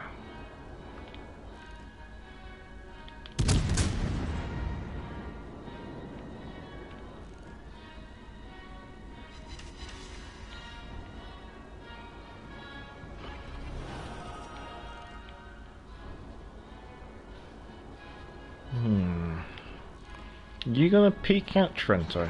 Oh.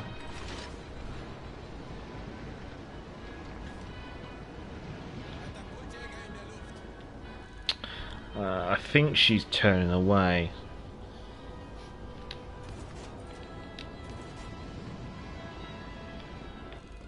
Yeah, she's turning away.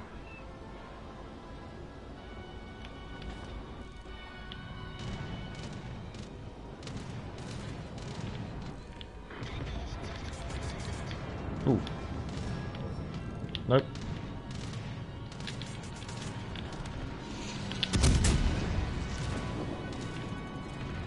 Torpedoes off backboard. Oh.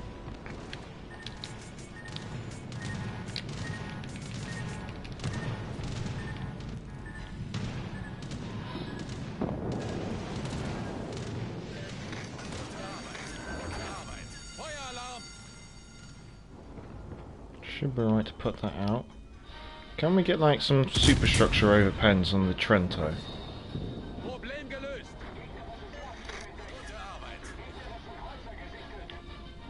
We got one pen, but it just didn't seem to do much.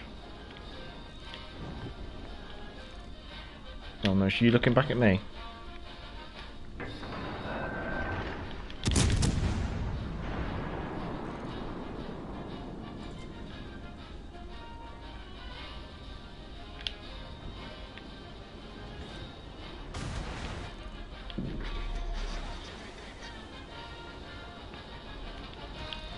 Ooh.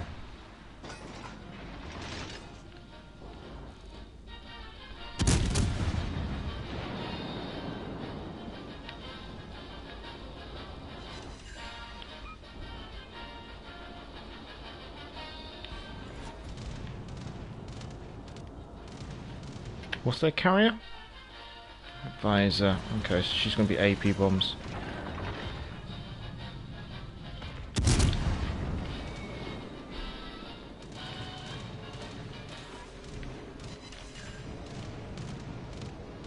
Fuso's gone. That's good news. That's good news.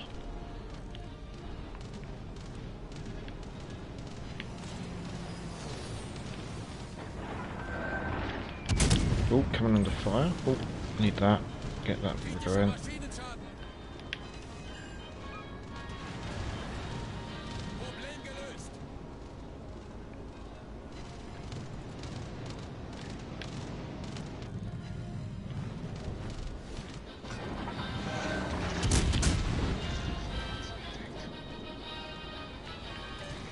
Feuer auf festgelegtes Ziel konzentrieren.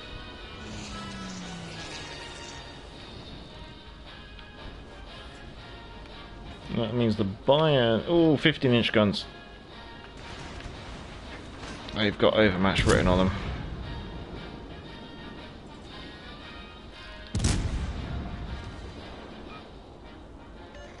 Gute Arbeit, gute Arbeit.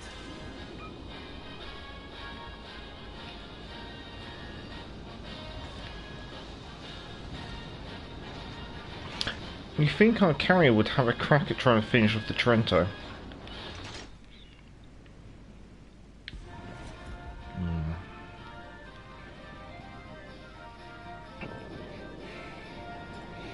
Stumpy laugh out loud. Was that a West Country twang? Yeah, it probably was.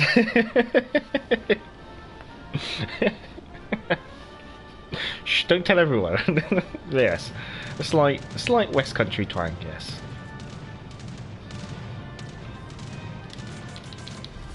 Unser Sieg ist in Sicht.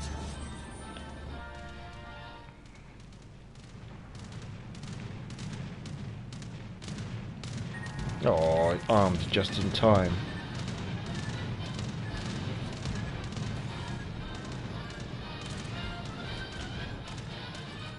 Katapultjäger in der Luft.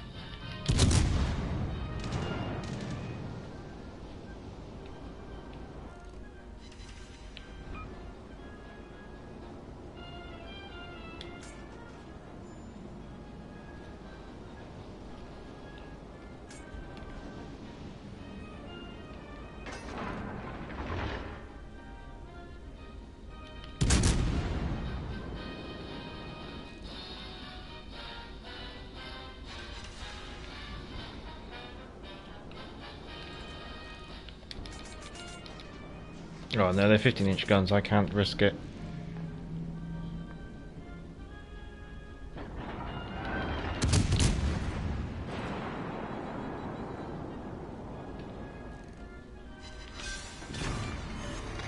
Wir haben ein gegnerisches That's the nice one about the Grasp. The AP is no slouch.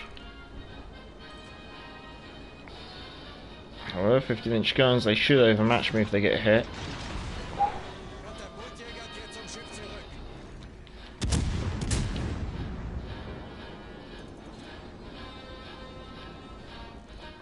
Please find your mark and get defender ribbon. Yes.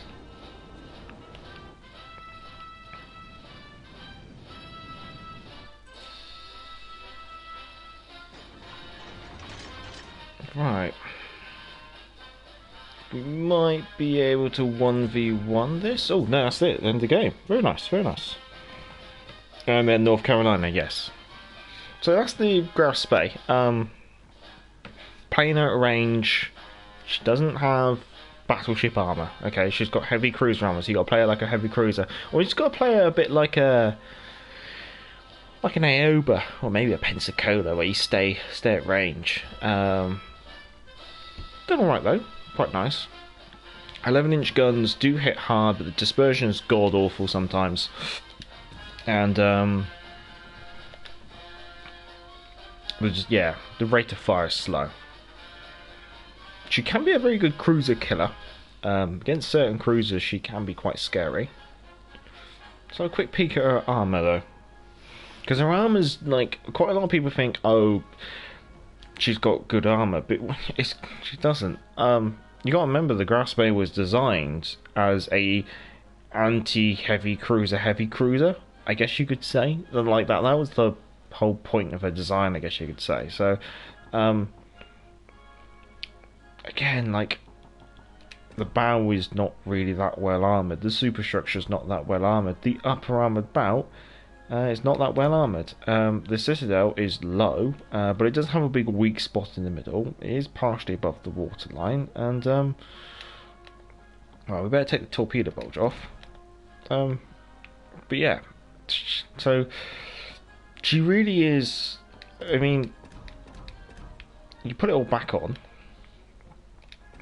and then go take a look at something that people know like is quite poorly armoured. It's not much difference. Okay, bow's a bit thicker. So that's the thing. Like, you really just have to play her like a heavy cruiser. Always try and make sure you're using both turrets to maximise your. For some reason, your accuracy just feels a bit better when you fire both turrets. I don't know why. Consider your ammunition type. AP against the deck line of broadside battleships can be useful, and obviously broadside cruisers. HE, don't be afraid to use it. But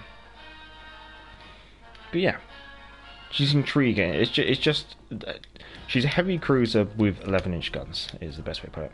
Anyway, North Carolina. After watching that game, I think I might take my Grasp-A out again. I was left in the port for. I've left it in the port for so long. Yeah, no, Grasp-A is just like I'm pretty sure a lot of people like they see the Grasp-A and they fall victim to British wartime propaganda and think pocket battleship. You know, the British Royal Navy has sunk a pocket battleship. What does that mean? We sunk a heavy cruiser and we called it a battleship so we can make ourselves look good, right? So it shows how World War II propaganda still works today. People see the Grasp-A and go, pocket battleship. Ah, it's a battleship. No, it's not. Don't play it. Don't think you can charge in there and tank. Stick to range. You know, you need the distance because you haven't got the armor, so you need to dodge, and then also you haven't got the reload speed. If you get too close to something, it will outgun you very quickly. You can be overwhelmed very quickly, so you need to keep that distance. Pick your targets if you can. Right, well, that was the German cruiser. We also had that lovely game in the Kansas, where we got focused out very quickly, which obviously ended in a defeat, and then with the Cleveland I spawned with it was AFK. So it wasn't just me and a Cleveland versus a Alaska, a Champagne, a Gearing, and a Suzuyu. It was just me. No wonder why I died so quickly. Ow. Right. Thank you. Where is the... Oh, there's North Carolina. North Carolina should have some speed. Who's my normal commander? Is it Sims? I think it's Sims is my normal commander. I really don't play... I really don't play American battleships enough. We'll put these on. Yeah, I've still got credits. That's good. Okay, target acquisition systems. That doesn't matter. Okay. Usually propulsion. 19 seconds. I might have to go for rudder shift.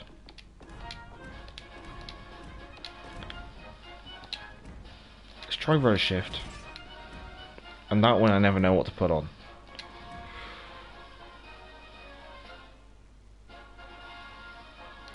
I'll leave that. Okay, let's take North Carolina out. See how it goes. Oh, cheerio, Pixel. Well, that's about it for me. I've got to run before it gets too hot. Have a good one. Have a good one as well. Have a good day. She's toasty. I do play her as I would a heavy cruiser. It's just when I have a broadside cruiser, it just misses or overpens. The joys of the 11-inch guns. I have no issues chunking broadside BBs. Yeah, so I think what you're kind of suffering with there is like certain maybe light cruisers. The AP's just going for the broadside, which obviously means, okay, you have to think, if there's a broadside light cruiser, I've got to load HE.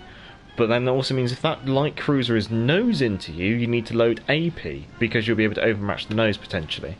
It might be worth, like, if you become susceptible to, like, you find in your games there's a certain cruiser that gives you issues, go look at its armor scheme. That's what I do. I've done that before. Like, the Dallas gives me real troubles in ranked, because she's just one of those cruisers where she's really gunny, and against a 8-inch cruiser like the Exeter, she's very hard to put down. She can outgun me because she has a faster rate of fire. She can punch through my armor pretty much everywhere with equilibrium of power, and I've got HE loaded. Fine. And then the Dallas just has this armor scheme where if she's broadside on, I can't seem to touch them unless I'm using HE. It's like the Witcher. The Witcher used to, until the armor viewer came into the game, the Witcher used to give me a hell of a lot of problems because I could not citadel her for my life. Then when the armor viewer came out, I took a look at the armor viewer and I can now pinpoint the citadel on the Witcher, which is very helpful.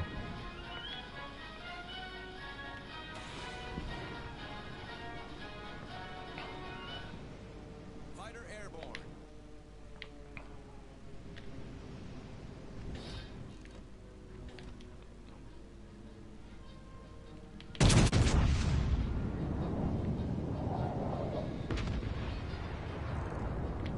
Oh, Neptune's beard. I think the eye was going to caught us broadside on.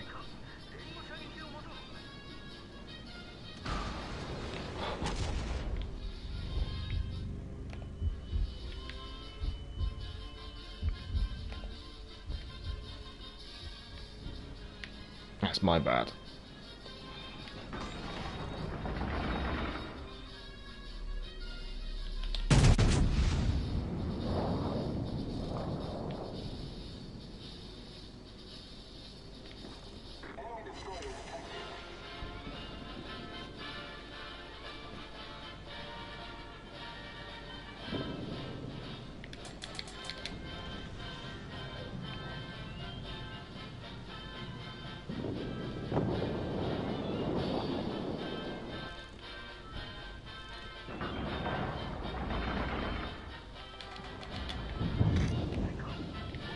Oh, that Iowa can outrange me. Oh.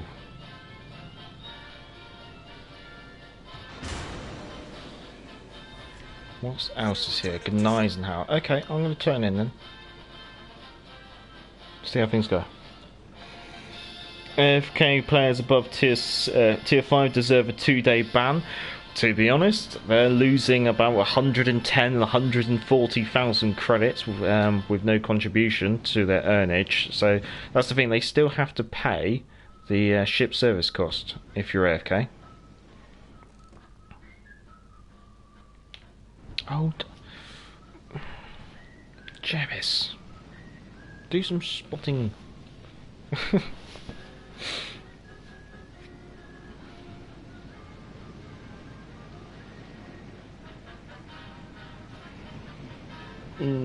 Jesus, yeah, it seems one or more AFK players every match, and that's not an exaggeration by my experience.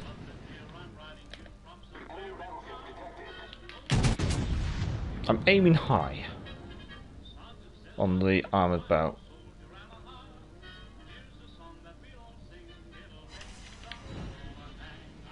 And most of it went over.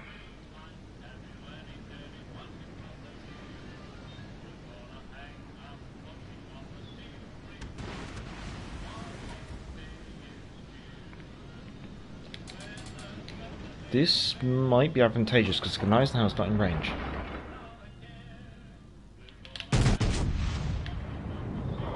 Oh, of course I'm spoiling a plane. When do all these planes come from?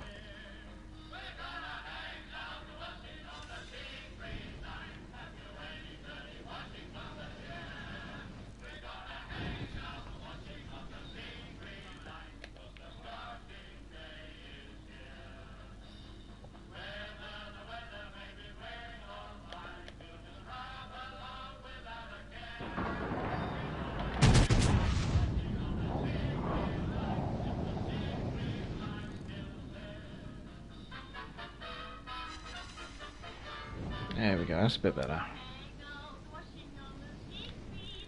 Have you any dirty washing, mother dear?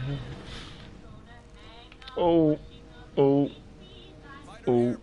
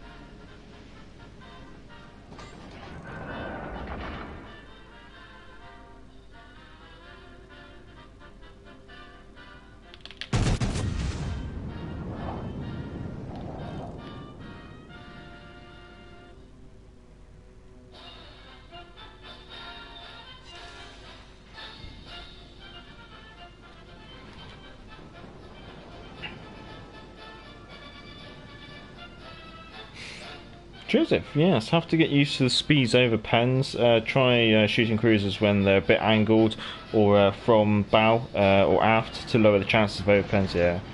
GCC, however, I don't have the overpen issue nearly as much with the Scharnhorst same guns. They're not completely the same guns, they're the same caliber, but they're not, like, officially. They're not exactly the same turrets. I think the Graf Space or the Deutschland class cruiser turrets came before the Scharnhorst, so there might be in-game some differences between the Scharnhorst and the Graf Space turrets.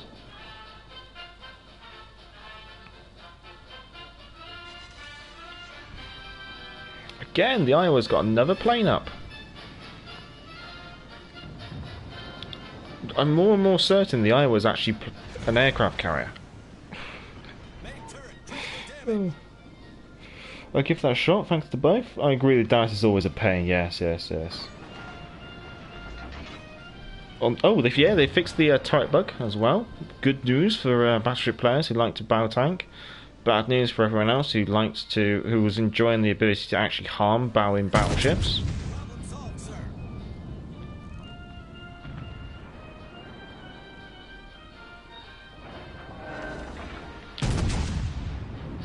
Guess it could be worse. We could have the torpedo bug that they have on PC at the moment. I truly love this. Well, I'm not sure if it's there now, but potentially if you're rewatching the stream, down below will be the clip function when you can clip a minute of the stream and it makes a link, and then you can share that link on social media. Oh, go on. Oh, go on. Loose. Oh. Go on, pray to RNG. Do it. Oh, come on. 2 bounces on a broadside ship. RNG is not being nice today.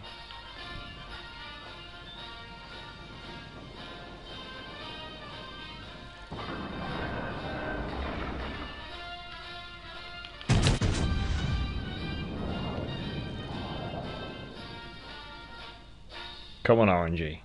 Deliver today. Finally. We destroyed an enemy battleship. Yeah, I'm gonna. Who was the one who said North Carolina? Not Mike's Gaming. Yeah, Carolina's nice. I'm gonna admit that she is quite nice.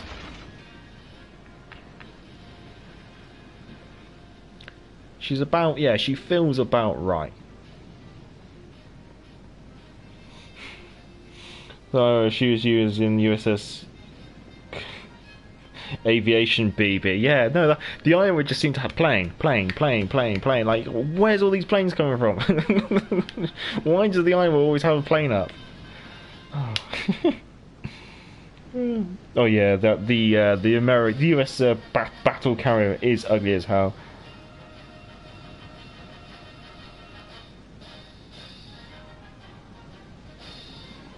Which tier you think of? What, the USS?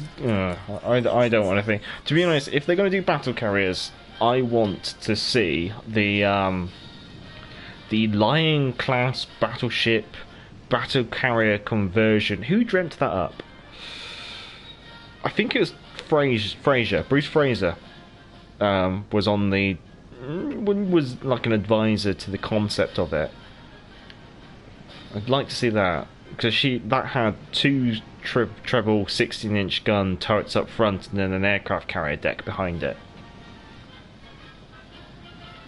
That would be interesting. But let's not get too far ahead of ourselves, chaps. Let's get British carriers first. Hello, Andy. Hello. Which is the best global XP ship in the game?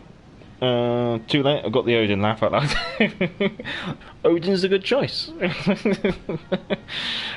Yeah, Odin's a good choice. Her only downside, she's got 12-inch guns. So she plays a bit more like a heavy cruiser, but she's quite tanky. She's got torpedoes. She's a brawler. Yeah, good choice. Can't complain.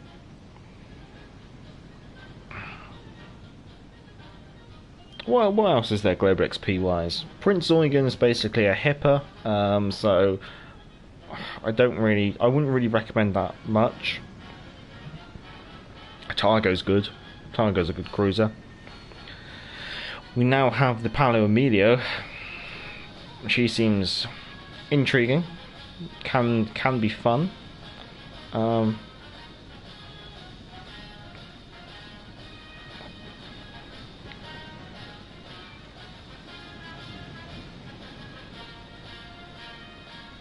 There we go. Okay, Alex. That end of the game was just me sailing around, but we got there in the end. Cheshire, I believe, someone requested.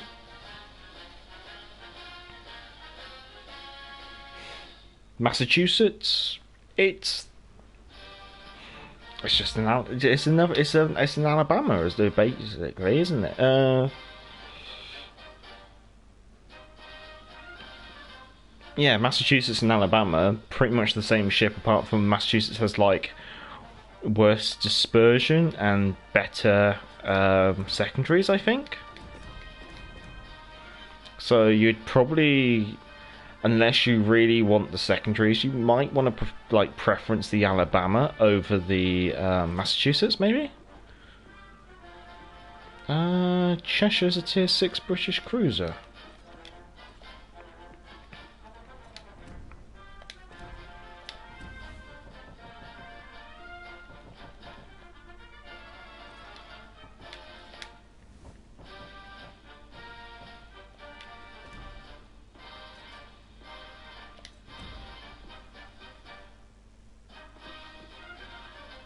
Have I got... Let's have a look. Yeah. If you want to know where my bias is, you only have to take one look at my commanders. I've got 3 16-4s, 7 16-3s, and 1 16-2. But yeah, I was going to have a peek at... Have I got enough promotion orders? Not quite yet. Okay, fair enough. Okay, I'm going to go for a partial, mostly AA build Cheshire, but I'm going to keep the sonar. Because I can't guarantee a carry again.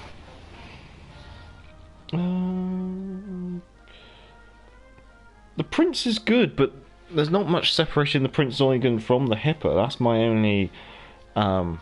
thing about it, and then it still has the exposed engine module to Battleship High Explosives. As if I learned it last week that there were two kind of free-gun turrets on warships.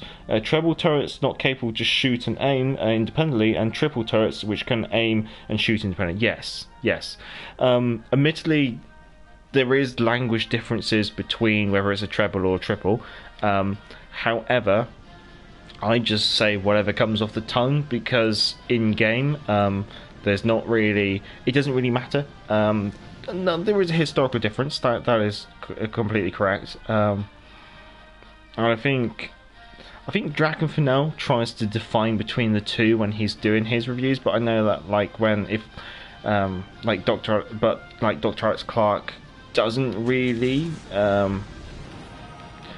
At the end of the day, I think as long as people, like for the majority of people, treble and triple mean the same thing. Free guns. From like a historical point of view, yeah, it can make a difference in regards to like a historical point of view. In game, thankfully, it doesn't make too much difference, so I can kind of get away without having to distinguish between the two.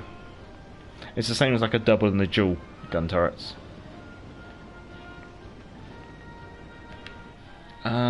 Yeah, I'm gonna go around the outside. I think no carrier, ironically. Most light cruisers and treble had treble turrets, and battleships had triple turrets.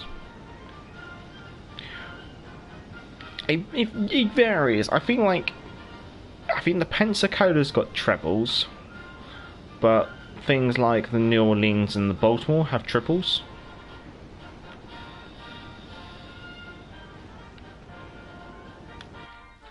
Oh no, not a Georgia. Okay, Akatsuki's are their destroyers. We got a Jervis going there. Okay.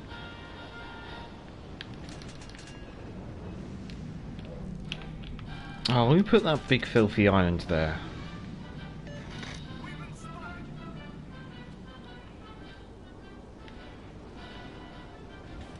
It was me thinking I could lob shells over the core of this island, and there's another island in the way.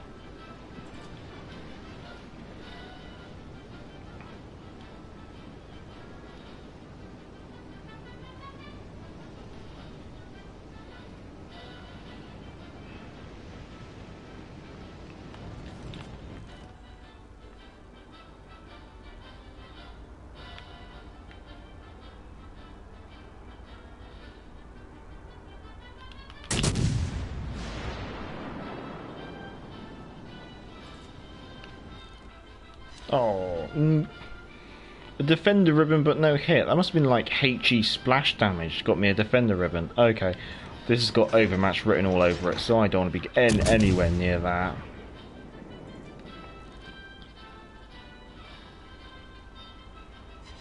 Okay, we got one fire, thank God. Okay, now we're unspotted.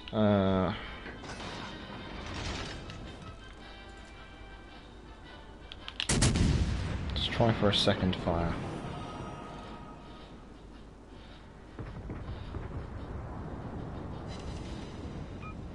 Nope.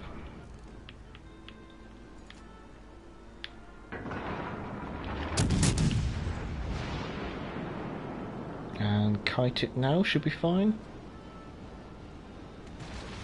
There we go. And there's our second fire. Is the Georgia going to damage gone? Yes. Typical. Akatsuki's gone, which is good news. British Monarch tier 7 for the is that a request, Sean, or is that a continuing the discussion regarding the Global XP ships? Sequential salvos would be nice for battleships in game. What, gun by gun? Yeah, imagine the accuracy.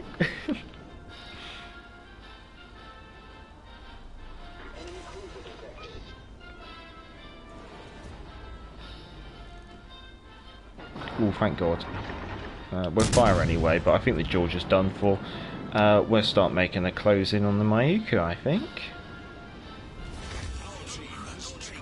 stick it in a straight line, she should do about 38 knots, maybe 40 knots. Let's see.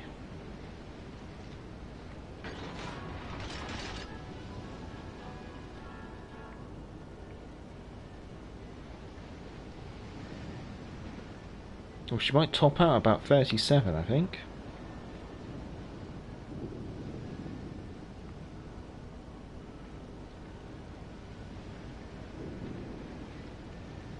Yeah, but she's still climbing. Interesting.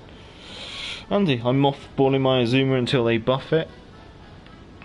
You might be waiting a while.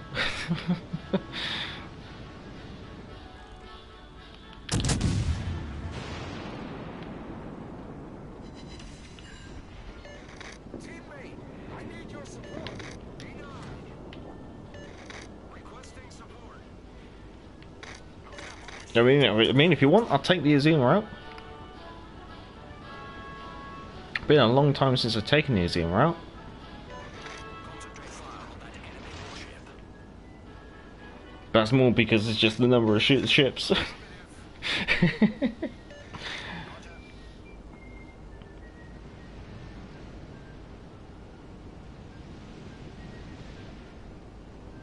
There's only 4 enemy ships left, and we haven't really been able to get our teeth into too much of the action. But then it just seems to be tier 7. Giuseppe, going to head off, get some games in before bed. Cheerio, have a good one. It is... oh my, it's late. I should really have finished the stream. Ira, for example, was shot rarely a full salvo during her service. Mostly were sequential salvos, if I remember correctly. Would that be more because the... would it be because that was more coastal bombardment, and therefore in order to improve the accuracy of the guns, you fire one gun at a time, and then that way the blast, the muzzle blast from the adjacent gun wouldn't have an impact on the shells? We might have time to squeeze an Azuma game in, but then I will have to call at the end of the stream because it's a lot later than I anticipated. This game's really dragging out because we've mopped up our flank and we've got a lot of ships here, and there's not a lot of the enemy ships left.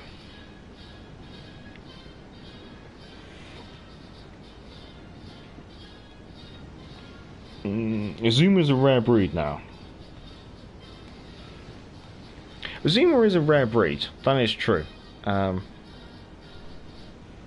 I found that cruiser to be an absolute flamethrower of a monster.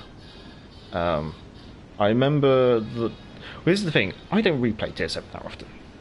When I do, I'm going to play in ships I have a bit more of a historical interest in. And the Azuma being an incompleted Japanese design doesn't really interest me that much. However, when I could be bothered to actually complete tier 7 premium supplies, I did find the Azuma to be quite intriguing. Like my usual go-tos was, I might have a mess around in the Itachi, I might play the Wichita because the Wichita's quite strong.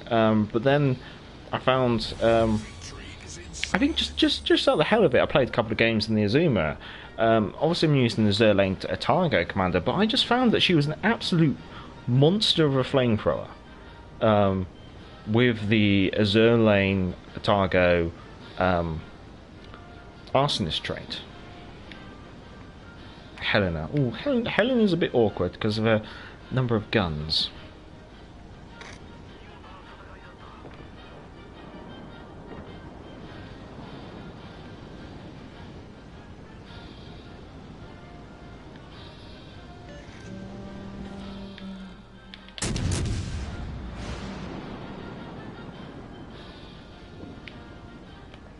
Oh, there's the end of the game. Just as we get our teeth in, game ends. It's typical. So I'm probably going to be very poorly rewarded. Yeah. But there isn't really much to do. I mean, all we had was Nakatsuki, Georgia, and then Mayuku to munch on, and there was lots of us trying to munch on them, so they got destroyed. Right, last game. It's got to be the last game, because I've got to start cooking the evening meal for the missus when she comes home. Right, so I'm going to have to remind myself of the Azuma, because obviously so armour-wise, Come on, load up. Rate of fire could be quicker. That's the only real. Yeah. That's a fair comment. That's a fair comment. Reload could be better, but then again, like, let's see, 308s. So that's 15-inch guns. Okay, so I got to dodge 16-inch guns, but I can angle against 15-inch guns. Okay, that's interesting to know. Maneuverability 5.9 rudder, 34 knots. Okay, that's not too bad. We can live with that. No, we're not going to swallow. We're going to keep that. Going to keep that. One of those. One of those. Double rudder shift. Main battery. Okay. Reload speed. Reload speed. Reload speed. Okay. So this is the thing. Like, obviously, this is my standard Japanese cruiser commander build. Shell group and dispersion. Sponge. Arsonist. Okay. Okay, let's have a go. Long time no play. This could be awful. This could be alright. We'll see. Sure, Global XP ship, but you can play it if you have it. I do have it. It was like the first Global XP ship I got. Unfortunately, I'm running out of time, so I'm gonna have to. Although I'd love to play the Monarch, I'm gonna have to. I'm gonna have to call an end, or else the missus is gonna come home from work and there won't be any food on the table, and I'll be in trouble. Oh. Remember, chaps, happy wife, happy life. Thankfully, it's a quick meal tonight, so I should be alright to get it all sorted before she gets in. Good luck, thank you. It's Hotspot. That's not a bad map. It's a battleship quiet game. 14-inch guns, 16-inch guns, 16-inch guns.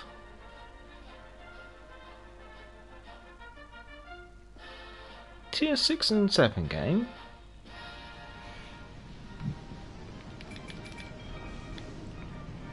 I think for me, my biggest issue with the Azuma is she doesn't come with torpedoes.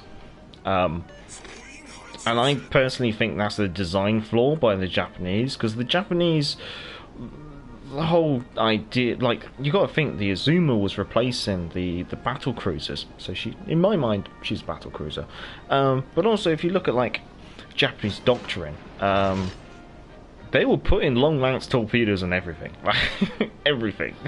So why is the Azuma, which was supposed to close in and do a night engagement against the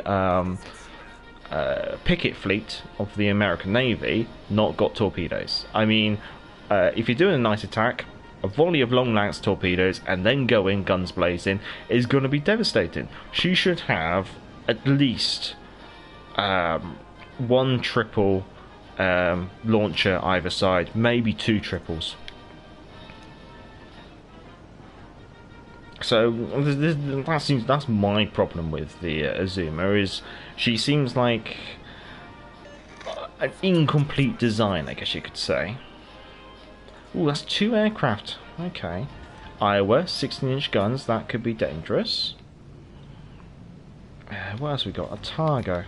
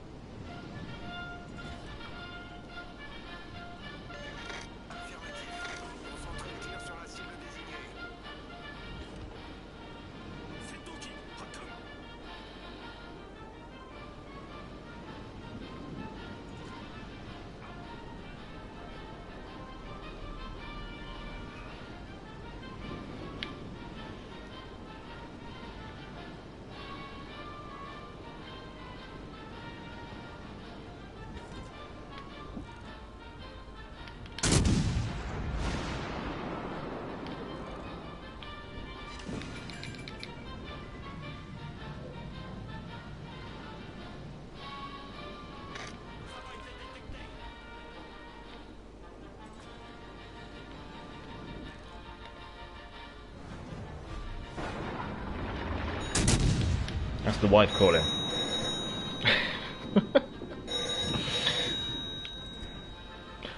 Yes, we do have a rotary dial phone.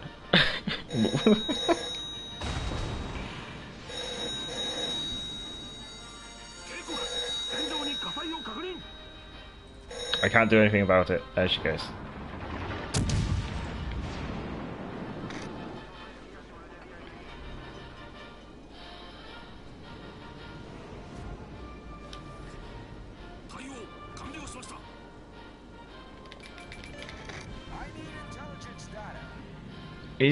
Is the Iowa coming around? No, I don't think she is.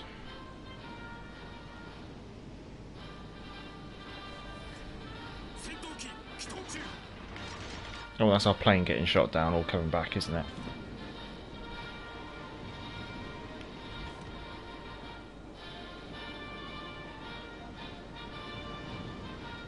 I'm just trying to play the corner. I don't want to open myself up to too much incoming damage too quickly.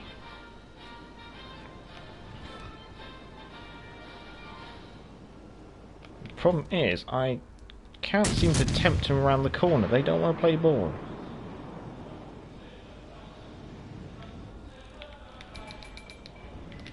Oh, looks like the eye was coming round.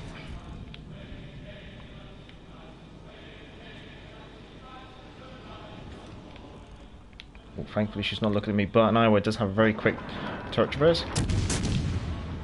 So we're going to fire that. Start getting our guns trained over to the other side. Let's get some speed going.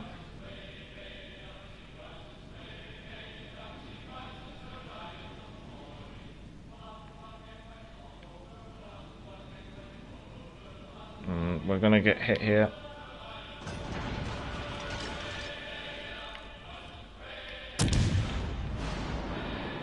That's the Arpeggio, which isn't too much of a concern. It's just going to probably cause us some fire damage.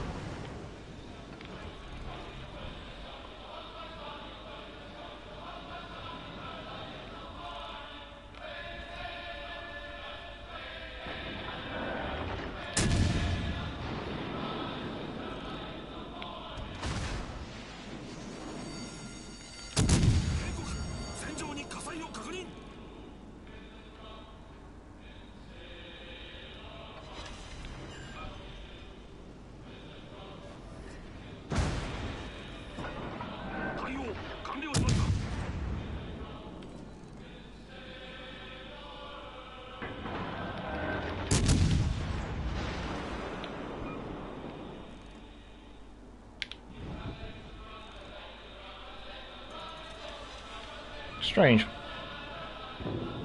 Even though the Iowa can overmatch me, he's decided to shoot onto our Georgia instead.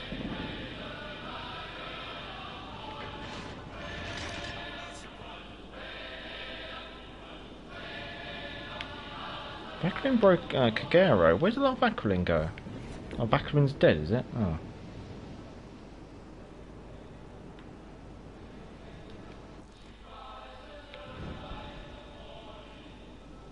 Well, we're getting some burn damage on the Iowa.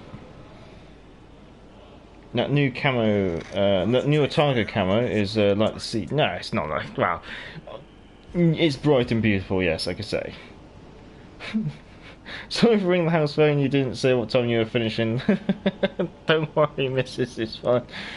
Sure, beans on toast it is. Oh no, I can do a very good beans on toast. If I wanted to punish the wife, it would be a salad. She does not like green vegetables.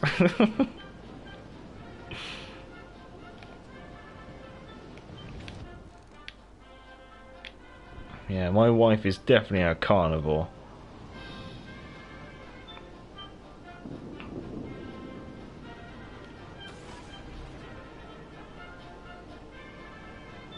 Which is quite amusing, because when we first met I was a vegetarian.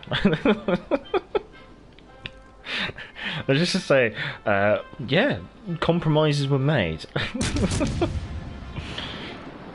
Because it made sense for me to switch to the dark side, because she's also a celiac. Ooh. I think I'm going to eat one of these. Ooh, that's not too bad.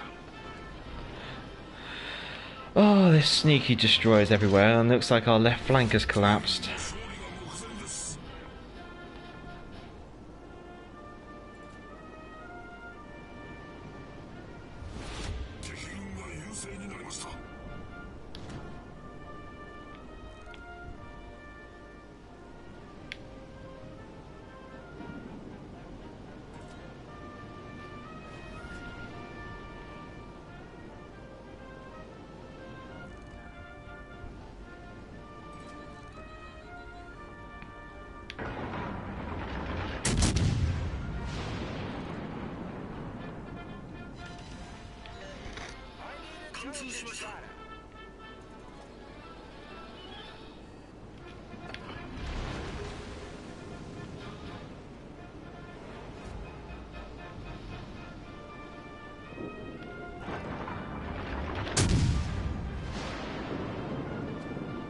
Oh,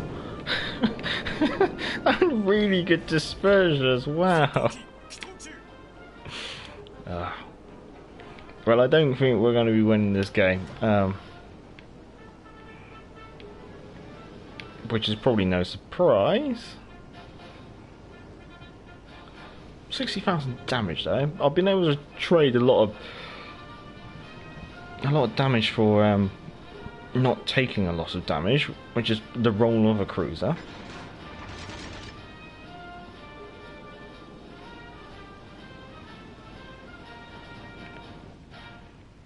I mean, what's left on the enemy team? The thing is, it's their two destroyers which are still alive, which is a pain. The Vaquelin and the Z-23. Oh, Benson passed, did it? Okay, Baltimore, KG-5 and the Colorado.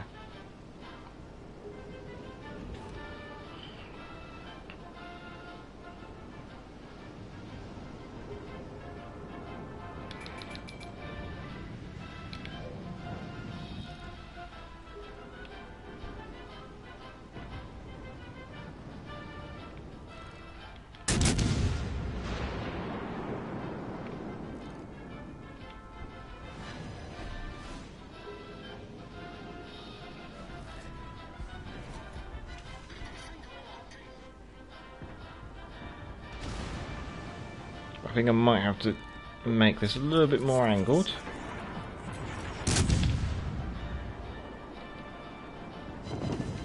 Because that is American AP.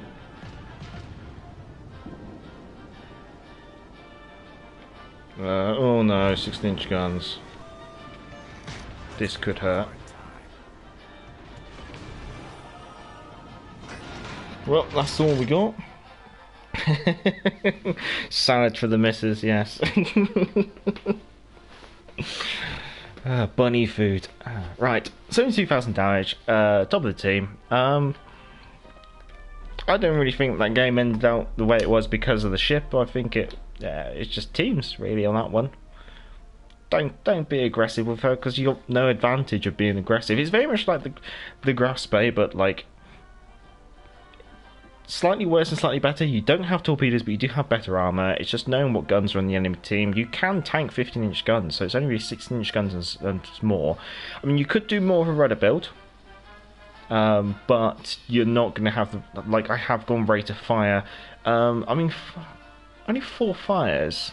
I thought I got more fires than that, but only well, 4 fires out of 35 hits on target. That's it's quite reasonable fire chance, I guess you could say. But yeah, but I don't think she deserves as much aggro as she gets. I think like she's just like a normal. She is just a run-of-the-mill super cruiser, or heavy cruiser, or battle cruiser, I guess you could say. It's just a similar playstyle to the Grasp Bay, I kind of feel. Don't be aggressive. Take your time. But yeah. If only she came with torpedoes. I think that's my big spur.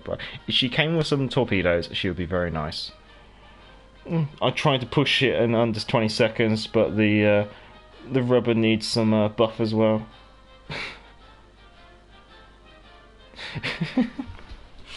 Right. Music time to end the stream. And I'd like to say thank you to everyone for coming along. As always, I like to go through the chat and say thank you to everyone. But if you can, before you leave, give the stream a thumbs up. That'd be much obliged. It obviously helps with promoting the channel and the stream. And feel free to subscribe if you're not a subscriber. But I think most of you guys already are subscribers, so I'd like to say thank you to everyone. So going through from the very start of the chat, I'd like to say thank you to Warships for Life. Thank you to Joseph Cravan. I do apologise for pronouncing that incorrectly. Thank you to Matthew Michaels. Thank you to Vaz Vegas. Thank you to Pixel Mug. Thank you to Stumpy West. Thank you to Sniper Patch. Thank you to Mike X Gaming. Thank you to Cheese Toasty. Thank you to a name that was.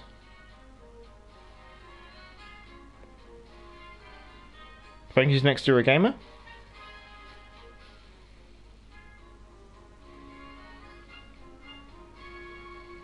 Who else did we have today?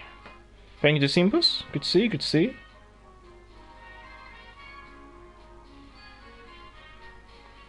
you. Thank you to Andy MC.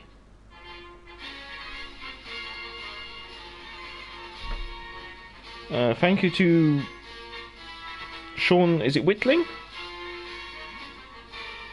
I might as well say thank you to the wife. She did comment in the chat, she does get a thank you.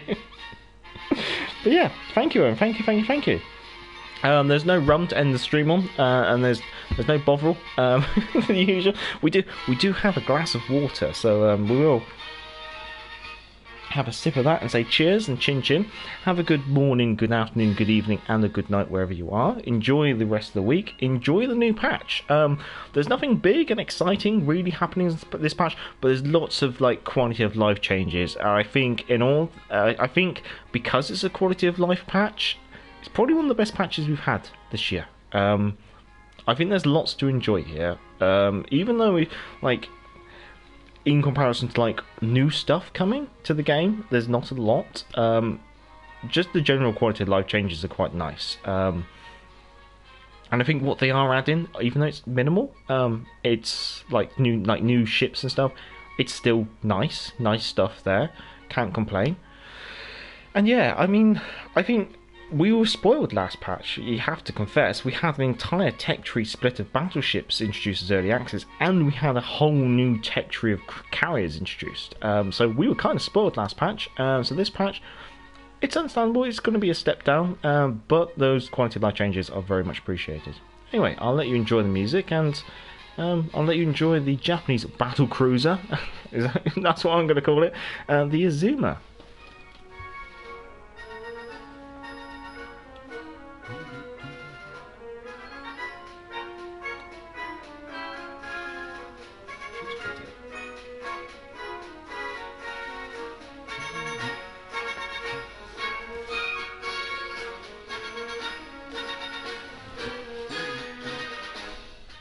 Well, until next time, I'm the Garth Major, and back to the port.